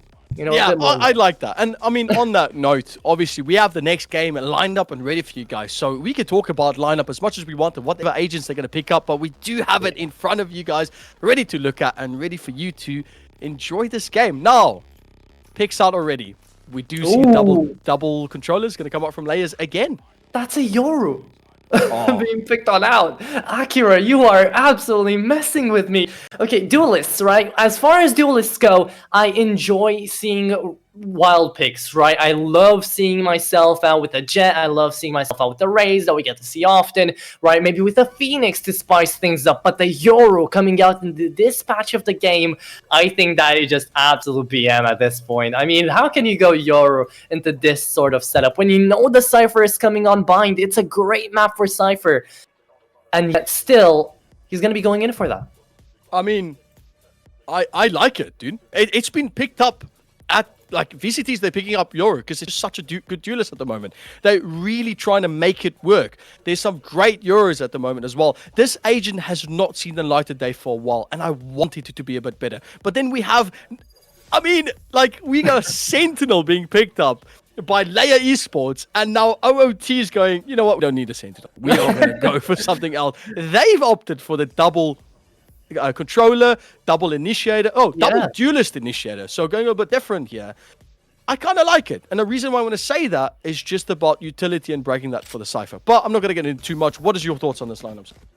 I like the lineup coming in from LYR Esports right now. It's very balanced. It's very wise to have that Brimmy there as well. With the Incendiary, with the Orbital Strike, it's a bit easier to hold on to this hard to hold site, I would say. Definitely being very open right now. Having the Cypher hold on to this B site, playing down on Heaven perhaps, playing down into Long. He has a lot of options to just hold it down by himself and then try to have a little bit more leeway towards that A site where the Brimmy is definitely going to be important. We've got another Sky to be playing out with, but watch out for M2. He's playing the Fade right now, so he switched up routes. He's not going on the Sky anymore. He's not playing support. He's ready to go even more all out right now, so he's going to be scary, especially with a Brimmy of his own down to his back. So we've switched from Brimmy to from Omen to Brimmy, right? We've changed up the smokers. We have stretched it up a little bit more, but that's going to create a bit of opportunity. But that being said, we are starting round 1 of game 2 as we're going to get this underway. And a good start, in fact, as in attacking side, we have OOT, or OOT. Defending side, we have LYR Esports. And a pick around the corner. Here, Akira gets one. Aksu peeks a bit too wide, tries to get the trade. TP's going to come out from Akira. They're going to swap it around a bit more, but the control's there from A. Only the Cypher moves over to A side as they start moving themselves back around. Chromix picks out wide, gets the double, equalizes the map for themselves. Now they know they might be a bit of a different play here as they're trying to lurk around the back end side, but the Cypher knows there's a snake in the grass, and a little bit of a turnaround's coming out there as they're moving their way towards A. Yeah, Shake getting ready and excited to check out where Nessie might be at, but he's not seeing any traps, so he's thinking the side is quite empty. Viper Wall goes up and both of the toxins are ready to go, as here the spike is getting near and dear to the site. We're going to be having the Yoru down on half HP in a 3v3. Can Akira hold this one out here with the classic? Has been spotted on out. Yeah, Nessie peeks out wide, gets one, Nessie gets 2, absolutely insane on the Ghost right now, needs to slow it down a little bit more, gets a bit calm and collective, as Shake goes over from playing a Cypher into a Viper, now push on the corner, but no, Chromix is just too good in this first round. Still the pistol on the river, but a good start so far to this game. A very, very good start from both sides. We got to see some crisp and neat headshots coming in from both sides. And right now, Nessie, he was able to do a lot with that USP, shut down 2 at the beginning of the round. But Chromix, he was the aggressor down on long there for the B side. He manages to push up and find 2 in the beginning and then close it out on a headshot as well down onto Shake. So we got to see Shake play that Sentinel before, right? He's going down on the Viper right now, so that kind of change might not be allowing him to be as mobile as he might like, but he is still playing on a champion that really has to be on the site, right? Has to be very present on these sites. So coming down into it, I think we're going to be seeing a lot more of Shaqye into the kill feed more than before on that Cypher, because he loved to flank around them. Now he has to be present, and we're going to get to see a little bit more action as the pistols are going to be starting back up onto the B site once again. Yeah, and it is a tough one, exactly. But I think Viper's very much similar to Sentinel with how they use that. But a big jumper from Lanox is a peek both sides, but can't decide on where to shoot as it's all going up. A little bit of smoke as the peaks are going to come out back and forth. Axu now looking for a bit more. Yena, both of them trying to get a bit more. But look at this, unfortunately, Shaqye is the last one standing again. Now, it was a buy round for LYR Esports, and they're going to have to slow it down. But Shaqye has got an option here. Either push her on the back end side or going to look for here. But they're going to play it a bit more slower here as they're looking for the peak on the corner. They don't know where, but a jump in from Nessie as they clean it up. Axu not being able to clean that one up quite well enough. But a good round. Yeah, a good round nonetheless. They try to do their best on the eco to try to push up into the side, take out as many guns as possible. Didn't really happen though. M2 pushes up into the site with the knife out in his hand right there, right?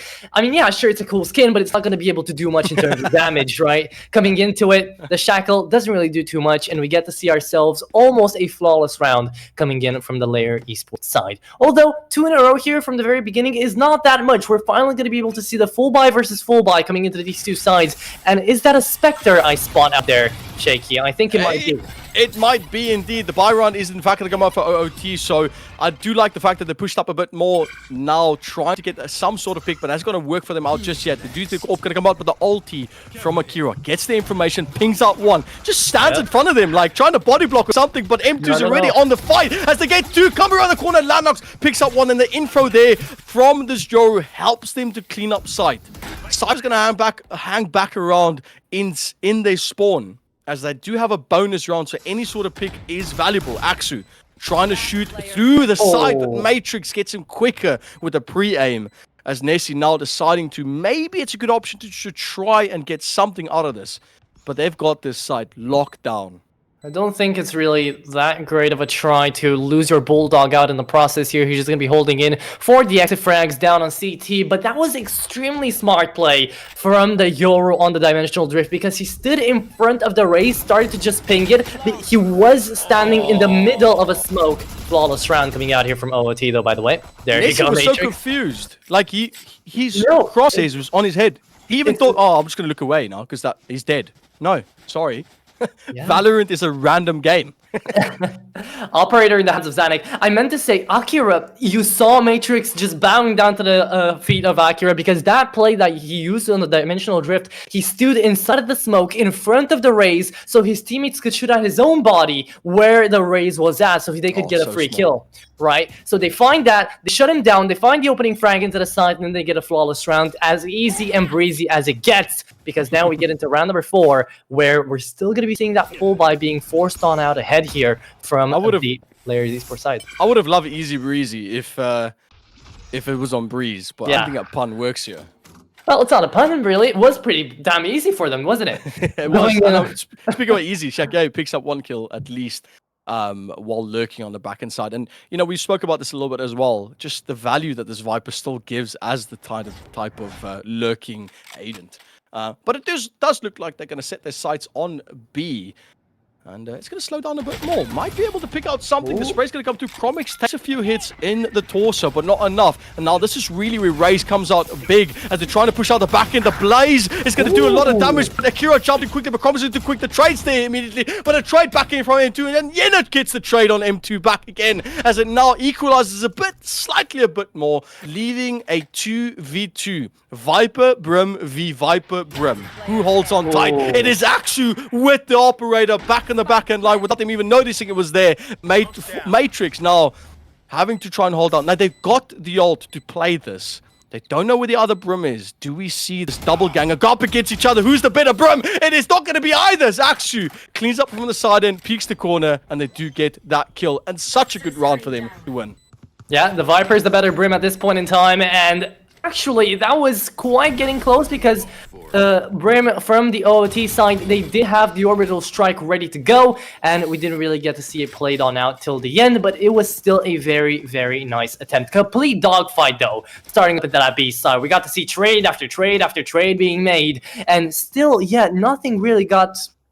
How do I put this? Nothing really got optimized from that. Nothing really got gained from that, right? They just went on down to a 2v2. They went back inside to the A side. They took the teleporter away. And what we got left was just a series of 1v1s that didn't really go in the favor of OOT. But they did still try their best. And Matrix still does have his orbital strike ready if you would like to use it early. Now, of course, that is not usually used early, but that is going to be used very early in this instance, as Zanik is already going to be taken on down and giving away an operator. He just stood there and kind of took it. Now, maybe it's going to be opposite way around as Nessie holds it. Smoke. They do have control of sight. Nessie peeks out. He's just absolute wanderer between all of this. That's going to leave them to doubt a little bit more. M2 still going to get the plant down. Akira's holding a bit of a different angle. He has to try to watch towards lab side to see if anyone pushes through, but not anything just yet. Bigger off for M2 trying to get that info out, using that utility to try and lock them down. Ult's going to get popped out as well from the back end side. They're looking for anything more information. There's nothing else for them to do. They do know where they are from the trails on the ground, but it's all a bit rough for them to deal with. They're going to try and stick it. Swings out white. Akira gets onto the pistol. Akira gets to the Viper butt from Shakye as he gets another one. And OOT is going to clutch out that round, bringing them to a 2 and 3 for this round. My emotions were all over the place in that round. I mean, for a second there, I thought M2 just completely gave it up. He just ran through on the side and tried to spam it on down with the Phantom. Did not find absolutely anything. His aim was nowhere to be found. And yet still, Akira comes in. Did he have a classic or a sheriff? I can't even tell. But he finds 2 frags in that situation and absolutely decimates with the help of the Viper. Yeah, that was a classic, wasn't it? Damn. He finds 2 frags there and completely messes up the round for OOT and for LYR Esports, because OOT are very happy to be going on over to this place. Zanik! Oh! Zanik creeps up forward. Shakye, luckily there with the trade. But such a good... That Viper wall was so beautiful for them just to get up space forward. Yeah, that is a good sacrificial play if you want to start things off wild, I would say. Because now we're getting on back down in this eco play, and we're back to a 4v4, so it does kind of match up. The Fade, though, is going to be able to spot out one. Yenner is kind of stuck in a corner, and I don't think he's going to get out. No, he's not indeed. Lannick's going to be able to pick that one from the side. Yenner's going to have to, unfortunately, take that one down, as they now take the TP over to look at getting the sight on A. Now, we still the availability. Viper just needs to plant, and that ult should be up. Peeks out right now. We got the Viper. Are they going to be able to use this ult? I'd say no. It is still an eco round for LYR Esports, so OOT still needs to play this well. I do like the fact that they're putting out from... Everyone's kind of positioning into the corner, but it does give LYR Esports a lot of space to work with. M2 peeking over the box, gets such a clean kill onto Chromix. And that leaves... Is going to be another Viper v Viper? Perhaps so. Get the killing Aksu. Does not get the timing! Aksu, quick on the trigger with the Sheriff. Now it's got Vandal in hand. So I'm going to assume a bit of a different player. Going to get the utility out. Know where they are. Phantom sprays through. Can't really see that, but the Vandal trail is there. But Matrix does pack it up with the teammate up on Heaven and gets that round. And now, Atro, we're sitting at a 3 and 3 round. Is this the same old thing we saw previous round? Is OOT, do you think, are they going to come back into this one stronger? Maybe.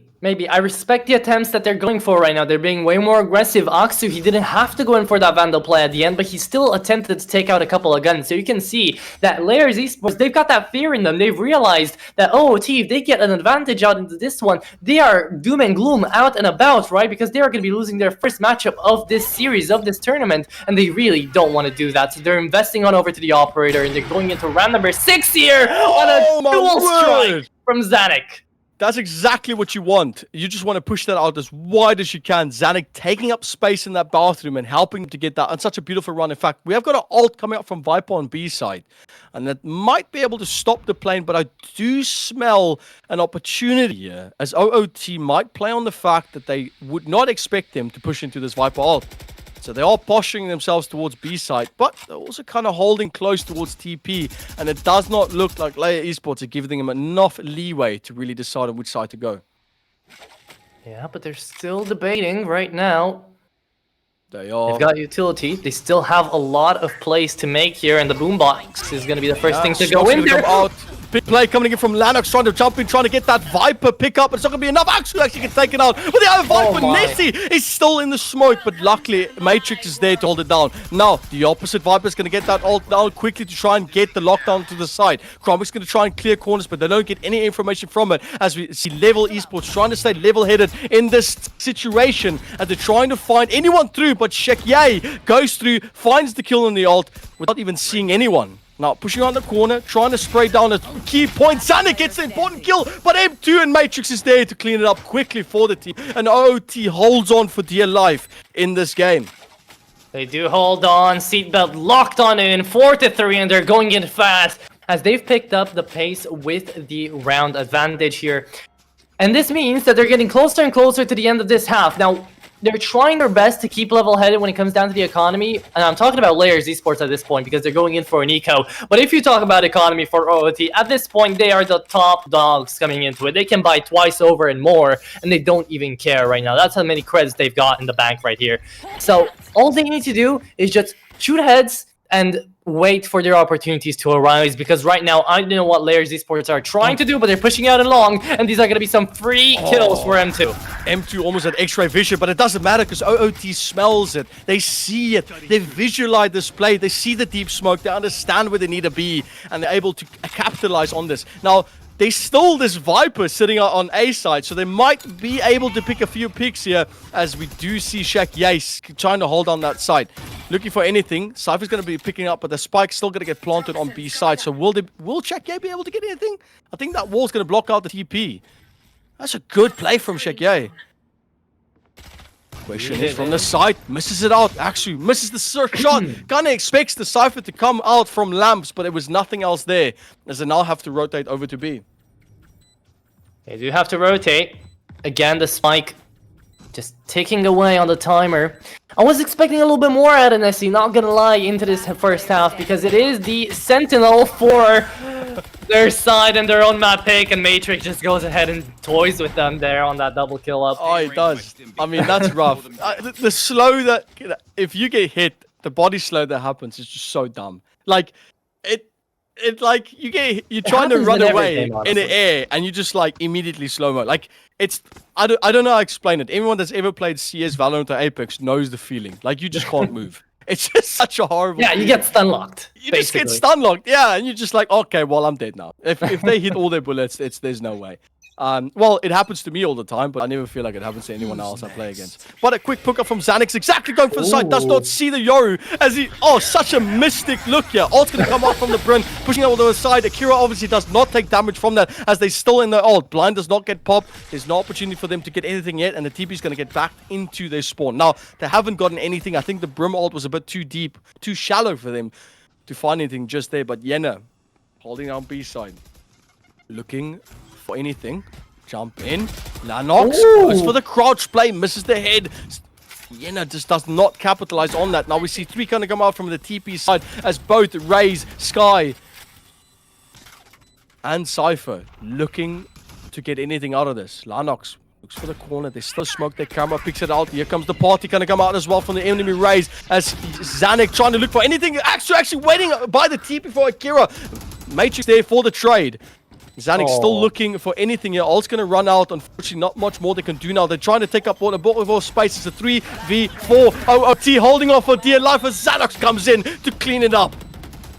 OOT just too ready with it, man. They are having such good holds here onto this attacker side. And remember, it's the map pick coming out of LYRs, and you wouldn't be expecting this sort of performance coming out of OOT, but here it is nonetheless. They're holding down onto their sides. They're playing perfect retakes, and they don't need to be actually just going in around over-aggressive, overzealous, trying to get out any of these huge plays, because we got to see now, I think it was Zanik twice missing out on his ultimate, not really being able to even shoot it out. In all these 9 rounds, he's been struggling to find frags, and he's one of the top players out here for the LYR Esports side. So him not performing leaves Aksu as the IGL to dual wield right now, to try to do it all. And poor man, he's trying his best, but it's only the early game, and the best he can muster up is 6 measly kills up in the face of Matrix, who's doing the same thing, just better.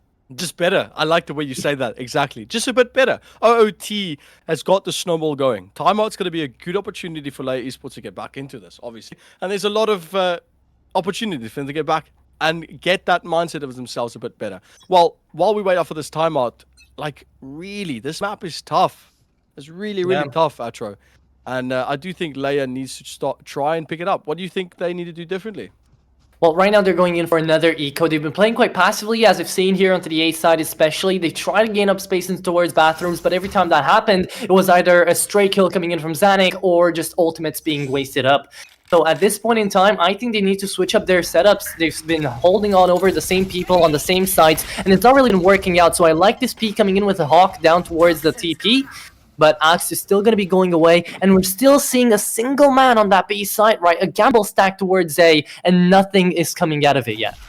They definitely feel like there's going to be a push up forward. Akira gets the kill on Axu as they picked up a bit too much, and that might give them opportunity to push B. Now, I feel like LYR Esports is going to bet on the fact that the rotation is going to come to A, so they're going to stick themselves down, and not much else is happening. That's not going to be good, though. Look at them already going into the B side. They realize they just have to clear it out, and then it's safe. It's for them. Yeah, but they don't know that exactly. Obviously, what we see is completely different to what they see, and the rotation actually might be switching over. Now, Utility was thrown out by Fade, but they did not find anything. But they still committing to A. But hold on a minute. Look at the going. They've taken so long to come A. Maybe we should switch it. Maybe not. It's a back and forth. Lanox sees the trap. Going to explode onto side. Quick one, quickly as they're trying to get as much as they can. They're going to use the utility to push up forward. Lanox on the front line trying to get the kill. Gets one quickly on Chromix as Akira cleans it up as well on Yena. Now they're trying to get as leads anything else. 1v5. Can they hold on to this round? As Zanuck comes up with a classic. All have in hand. Bear in mind, this is an eco round for them. Scary, so they man. needed to stack it. M2 peeks out wide. They've got more than they need as Lanox helps it up, but Zanuck actually gets one kill. Kind of making it worth, but not really. I mean, hey, one's better than nothing right now, and at this point in time, they're trying to go in for stragglers. They're trying to go in for anything they can pick up their hands on, because right now, 7-3 is not a scoreline you want to be at, but I am getting a little bit of deja vu. Not going to be lying out here, Jakey, right? It's exactly what happened down on the first map, just the other way around. It was OOT being in this conundrum that LYR Esports find themselves in right now. So I'm not going to say never. I'm not going to say no. But you know what? It's looking quite familiar. Oh, but Zanuck might actually be pushed up forward. Misses the shot immediately, gets the paint canister out immediately to try and get a pick up. But they counted for that. They wanted him to push through. They get the trade immediately, and just like that, I swear it's a caster's curse. Shakye is now trying to push up forward. The picker on for the side, and Axu spots them and catches them off guard as quickly. Fit as a fiddle. LYR Esports comes in and says, hold on a minute, we are going to turn it out around. And this just means we're not going to get a 9-3 today. Yeah, we're not going to get a 9-3. But that was beautiful plays coming in from Aksu. She absolutely mind-boggled them. Going in for the double wall up, for the double play up on the util. He had the wall on the left side, and then the Viper's pit on the right side, the pit smoke on the right side, to just go on in and actually find himself down the middle, moving in around and finding that double up to end off the round. Beautiful plays from the IGL, and you can see the mind at work out here. It is working out here for the defender's side, and I hope it keeps up for the second half as well. But for now, it's going to be the Fade ulti coming on in with a rocket pelt as well. Lanox. Indeed, Lanox gets one on Axu, but Zanuck's there holding that corner needle tight as they're trying to get down, trying to break the brawler from the fray. Peeks out top, might be able to get more, but the utility is there. Yor comes out with a blind, peeks out on the side, gets out the ult, cleans up one quickly. Zanuck goes down. It's all going absolute maniac in this game. It's the last round for this half. And it does look like, even though it got a bit too quick, it's slowing down very quick as well. Chromix holding a quarter through main. We do see the Cypher coming up from the backside. Chromix still trying to break through. Brim now realizing the plant has indeed happened. And quickly coming back. Chromix gets one on Kira. And does have that ult available. Yeah, the Seekers are getting ready. Maybe. And look at Nessie coming in, quietly, creeping, lurking, looking for anything. Nessie still looking for more. Utility's going to spot out Yena. Chromix still trying to get anything. Nessie on the back. That lurk, in fact, is not going to be enough. The TP as they're trying to lock down as much as they can, but it's not going to be enough. Shaky's there with a play. Yena sprays down 2 as he locks down the round, taking it to a 5-7 of the first half of the game. Oh my days. That was the craziest round we've seen all game right now. All this whole map, it came down to round number 15 right there because that was insane. They've swapped out the halves here. They're going in for pistols once more. But that was just pandemonium going into a crawl, waiting to see what's going to happen, waiting to see where this one's gonna go, and then back to pandemonium right again. All the utils being used, all the ultimates being played. They just went in for that perfectly, and it was the Sky trying to get up into the side first. It was Chromix trying to find something. He gets one, he gets two, gets stuck in the corner. The Yoru's forced to go on in, and then Akira, the moment he runs on out, it's back down to a 2v3, and it somehow works in favor of OOT, but then it all fumbles down when you get to see Yenner on the 1v2, right? Man, and it just beautiful. comes down to pure patience, man. If anyone, if they saw that much utility, they would say, go, go, go, go, go. And they just didn't. They stayed. That's what they needed. And first round, pistol round, it's going to good establishment for this. As we do see a swap around, we're now going to see OOT on the defending side, as they're now going to have to do exactly what LYR Esports failed to do, and that's try to hold down these sides perfectly. A very slow push into Lamps, as all four push up forward, but Axu, they do have that sprint up from the brim.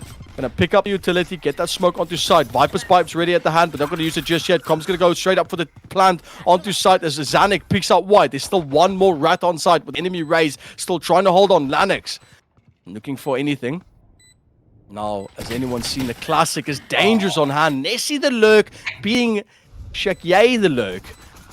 And now it's leaving to a 2. I wanted to say 3, but it's a 2v5 still. M2, that ult is just, that fires a bit too much. Matrix actually going down to, Yen is going down to Matrix's flames. As OOT still trying to hold on. M2 picks up white, gets out white, does not get anything else. Axel's there for the trade.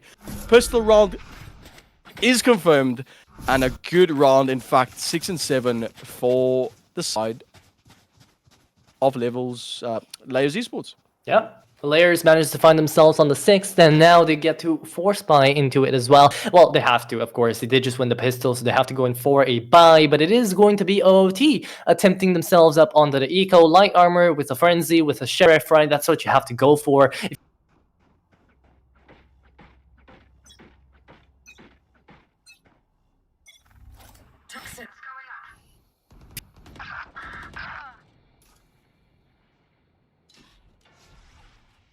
Oh, a little bit of a...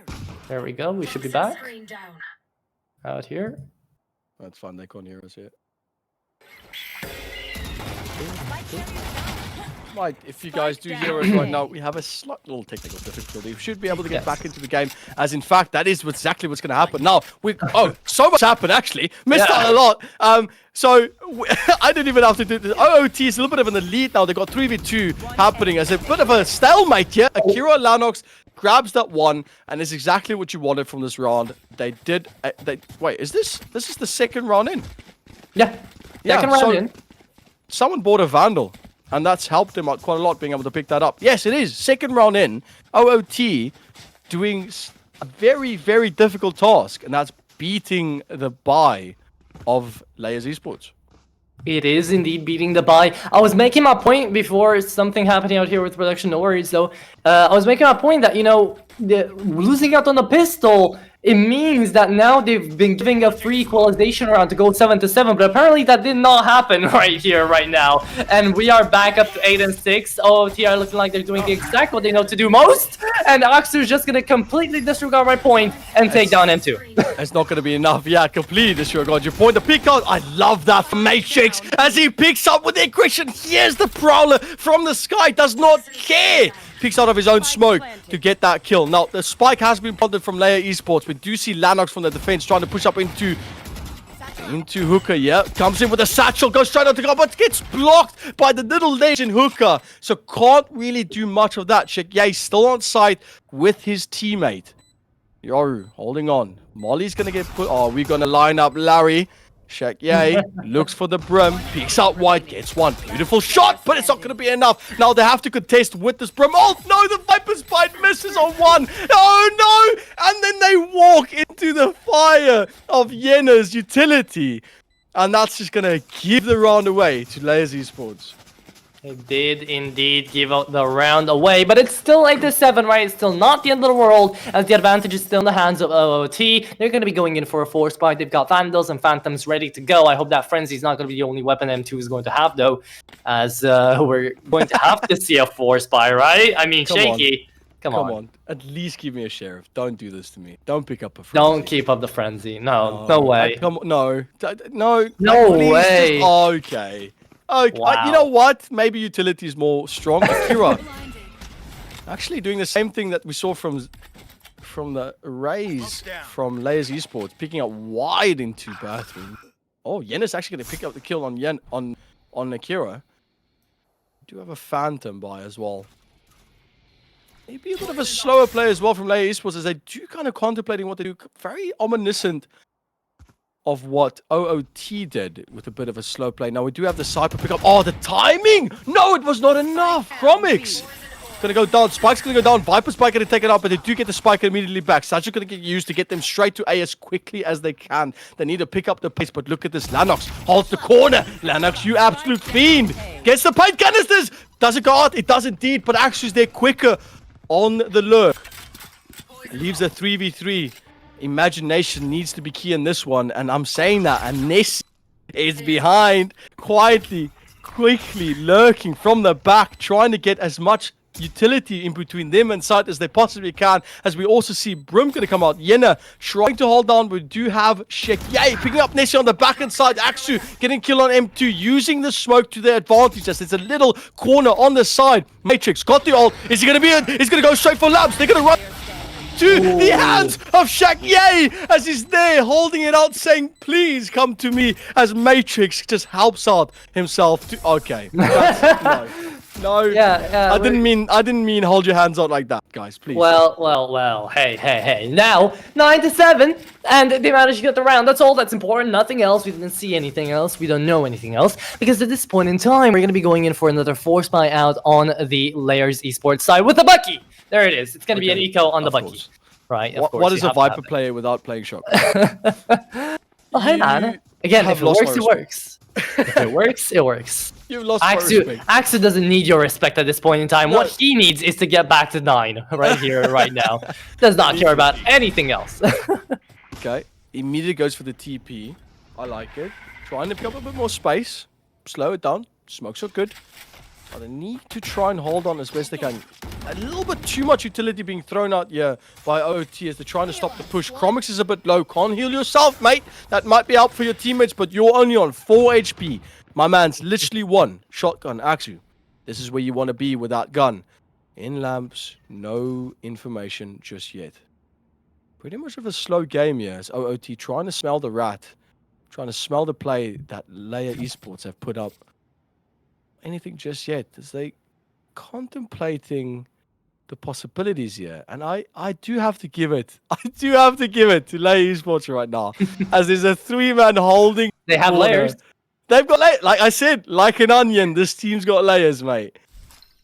Well, for now, it's seemingly slowing down to a crawl, but they're going to be going in here for this one. Let's see if the Vandals are going to be enough to try to shut them down. Incendiary, perfect, but it's going to be the Raze ulti to be coming on in. Oh my word. And still, the Lanox. Stinger gets something, but it's not enough. It's not. Lanox. Yeah! Whoa!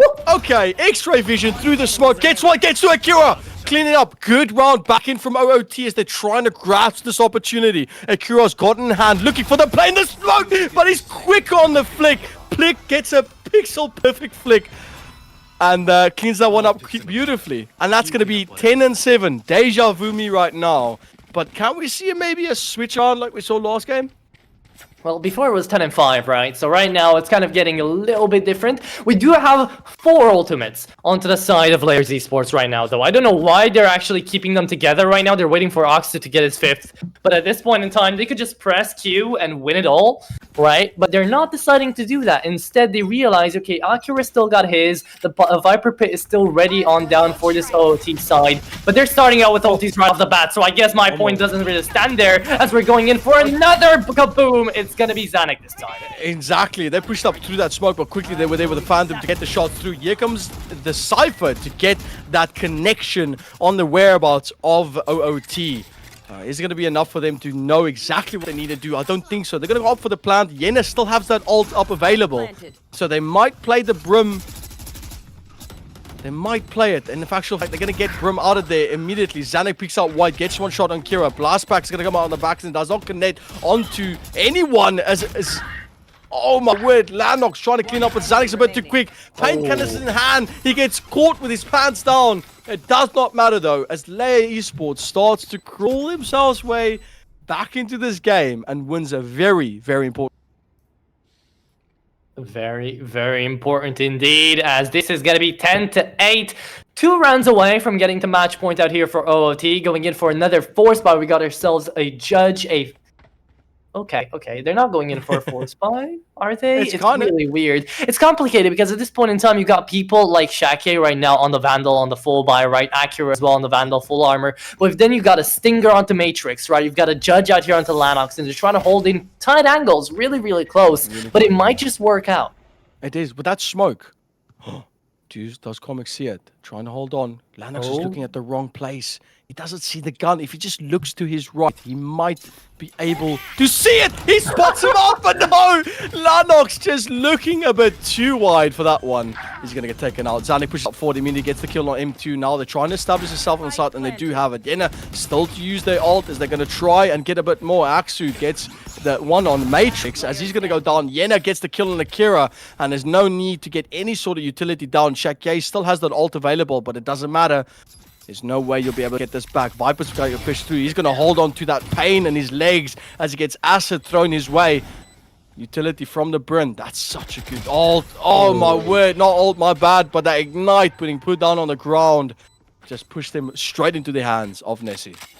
And straight into a 9-10 lineup. You were talking about perchance comeback, and here it is, right? It's 1 round away, and the timeout strikes midnight, as we're going to be seeing who is actually going to be coming out better from this one, right? Because this is exactly what OOT needed. All this momentum moving on forth from the LYR Esports side is going to be halted into a stop, and we're going to have to wait to see who's going to be the team that actually comes out on top here, because it is going to be a good buy versus a decent one. OOT have got the angles ready to work with. They've got two ultis still ready to go, but so do the LYRs. So who is going to be coming out on top here? I have no idea, Shake. It's a difficult one, definitely. I do think as well OOT is in a position to fail. Like, if they force buy this one, it's going to be a tough one. That's exactly what LYR Esports did last game. So, yes, we are definitely in for extremely exciting second half. We still are 9-10, and so much for these teams to give us. Now, honestly, OOT just needs to slow down a bit more, but I mean, seriously, Atro, I don't know what they're going to do after this timeout. Well, I guess we're going to find out, aren't we? We're going to have to find out at this point in time, because looking down on it, it is going to be around number 20 in the bag out here, with a couple of Sheriffs, with a Stinger, and of course, with the full buy coming out ahead here from the LYR Esports side. So they're going to be going all out, and we're going to be seeing only light armors here for OOT. So if OOT somehow, by some miracle, managed to find round number 20 here, I think it's GG and game over. But if that doesn't happen, then we're in for another treat, and it might be another overtime. It might be indeed. Now we do have a straight push up forward from Zanuck, but he gets taken out the sky, quickly plucked like an apple from a tree. Just gets completely taken out. No opportunity for him to get any more information, but the block's going to come. Axel's going to go straight for the ult. It's going to be a Diaper. Double Viper ult straight onto B side. This is where it gets interesting. The ult's going to come. Yo, as Akira says, mate, I'll do you one better. I'll go find this Viper. But the Viper's in the corner, waiting patiently. Anything, but they can't find anything just yet. Nessie looks for the snake. Able to pick that one up. Shake Yay gets the one. Lineup's going to come up from the lineup. Larry from Brim. Not going to be enough, though. They have to tap that spike. But look at this. LYR Esports, they're doing it. The spray from the side of Akira's all with the stinger in hand. And it's going to be a 10-10. And a pretty good eco round from OOT. Pretty good indeed. 3 guns taken away in here from the enemy squad, but still the cash is still there. So the buy is going to be coming in around, even an operator out here for the hands of Zanuck, as well, still, I was about to say the CT side, the defensive side, same thing. The defender side out here on OOT is going to be looking on in on Phantoms and Vandals finally, right? Perhaps they don't have full utility to work out with here, but it doesn't matter if they've got the firepower to back it on up right here. Matrix still looking in to try to call down his orbital strike as the Fear Drift coming out here from the Fade is still ready to go on that ultimate, but Shakin is going to fall. But that's still a great trade though, because look at this. Akira managed to find the offer, shuts him down 4v3 to the B side right now. Cypher downloading the Cypher himself, trying to get inside of the A side, inside of the B side here as the rotation should be still have a coming play in well. available. Blind's going to come up for the backside. Yenna finds the Akira as he TP's in at just the wrong time. Ult still available on Matrix, but he's going to choose to absolutely go mad. He gets 4K, cleans up the run. Matrix, are you mad? Ready to use his orbital strike, but says, wait, hold on a minute. Just hold my beer. Watch this. I Cleans am up quickly. the orbital strike. Yeah, he is the orbital strike. Absolute crazy play by Matrix. Incredible going on that. I'm a little bit salty we can't get to see a replay out of that, because that was absolutely wonders. Going in headshot after headshot after headshot, and then the fourth as well to clean it all up. He stayed in the smoke in the corner right there, and I think he deployed that smoke himself to actually clear himself out. So that is beautiful if he thought it that far ahead, but his aim was god tier in that situation. Honestly, if I was LYR Esports, I would take a timeout right now. Yeah. Like I'd want to recenter myself. I want to reconnect with my teammates. I want to have a conversation, and whoever is shouting or screaming in anger from that play, I want to just calm the nerves, because that was something extremely insane. I don't know about you, mate, but I'd be connecting with nature after that play. I'd be going out of the game. My goodness, that was just insane. Imagine hug a just tree. 4 of your teammates, right? You're dead. You're watching in your Akira. You're watching your whole team. You're not Akira. You're Aksu. Watching your all of your teammates looking down on the same person, one by one, getting absolutely chopped to pieces right there. And then the round is going to be going in favor of OOT. And that was so crucial. I can't even underestimate the fact, because they've gone to 11 out here. They're 1 round closer to 12, and they've messed up economy out here for LYR Esports as well. So right here, this is all that was needed. Exactly what they needed. You're definitely right in that, and that's going to put themselves in a good position as well. But I mean, look at the buys. Yeah, That's I'm right. seeing them. I don't think I want to see them, but Okay, I thought Lanix was just going to go for no, but it is the Spectre, and it is the whatever this is. Yeah, It's the tiny SMG that I absolutely hate. Stinger. the Stinger. Yeah, Yeah. so Stim's going to get committed. Flash going to come out. Immediately from the side, Zanik gets the kill. Now we do have the orbital strike going to get used this time from Matrix. Are you mad, man? Are you mad? Why? The combo from the Fade, the lockdown from the Fade, included with as well the ult from Matrix, the orbital strike, cleaning up 3 for OOT. This time, Zanik's going to opt to try and clean up the side as well, but he doesn't see anything. It is a mystery. Lennox and Matrix just shows a shade over this player's eyes. What is going on right now? OOT giving us beautiful gameplay. Matrix back-to-back clutch plays, not even clutch plays, that goes straight to the highlight reel. You don't even have to do the transition. This man is gonna do it for you next round after he just delivers a 4K in the clutch scenario to save his team from elimination on this round to get themselves out of 11. He gets his team up to 11 and now gets his team up to 12. You said it perfectly. The Fade, absolutely beautiful going out there on the support, but the support is not supposed to be coming in from a Fade here, Shaky. It was supposed to be the Brimmy who's waiting impatiently, waiting for something to happen, but he just calls in the orbital strike, and the AC-130 flies in above and absolutely delivers pandemonium on these guys, 12-10. All right, COD player. Look. I love it. AC-130 all the way. And now it needs to be said, though, that this is a very, very, very important game, a very important round for LYR Esports. Slowing it down a bit more. I think the severity of this is quite intense. As the teammates are going to fall back and maybe look for an impatient push from OOT, but it does not seem to be that. Shakie finds the rat and Aksu, and that might be the spanner in the cogs that breaks the machine for LYR Esports. Smoke on the ready from Yenner. Flashes in. Zanik tries to get a bit more. Blastbacks used to try and get the spike down. Ready? They're going to try and fake it with the paint cannons is committed towards the back of side, but nothing just yet. Yenner takes up a bit of a different play here as Matrix holds his corner through spawn. Now, orbital strike ready on Yenner. I think they're kind of waiting for something. Jumping from Lennox, spots out quickly on Chromix. Now Shaq, yeah, also gets Zanuck. The TP, oh my word, the defuse on the backline. Is he going to stick it? No, he's not. Last player standing, Yenna, the only person in, but they stick the plant. It is going to be over for LYR Esports as OOT comes in clutch and takes the game 2-0. This was Matrix's game, and we are just living in it right now. That was absolutely impressive and amazing to see out at the end of that game. Everything that went to waste was laid down to arms, and we got to see OOT go down and win it all out in the end on their own map, picking on the enemies to show us how it's done and take down the defending champions of the last season for the Reynas here as well. That definitely takedown is the perfect word because that was an MMA WWE smackdown. I mean, that was a combination of arts, something that I rarely see when casting Valorant.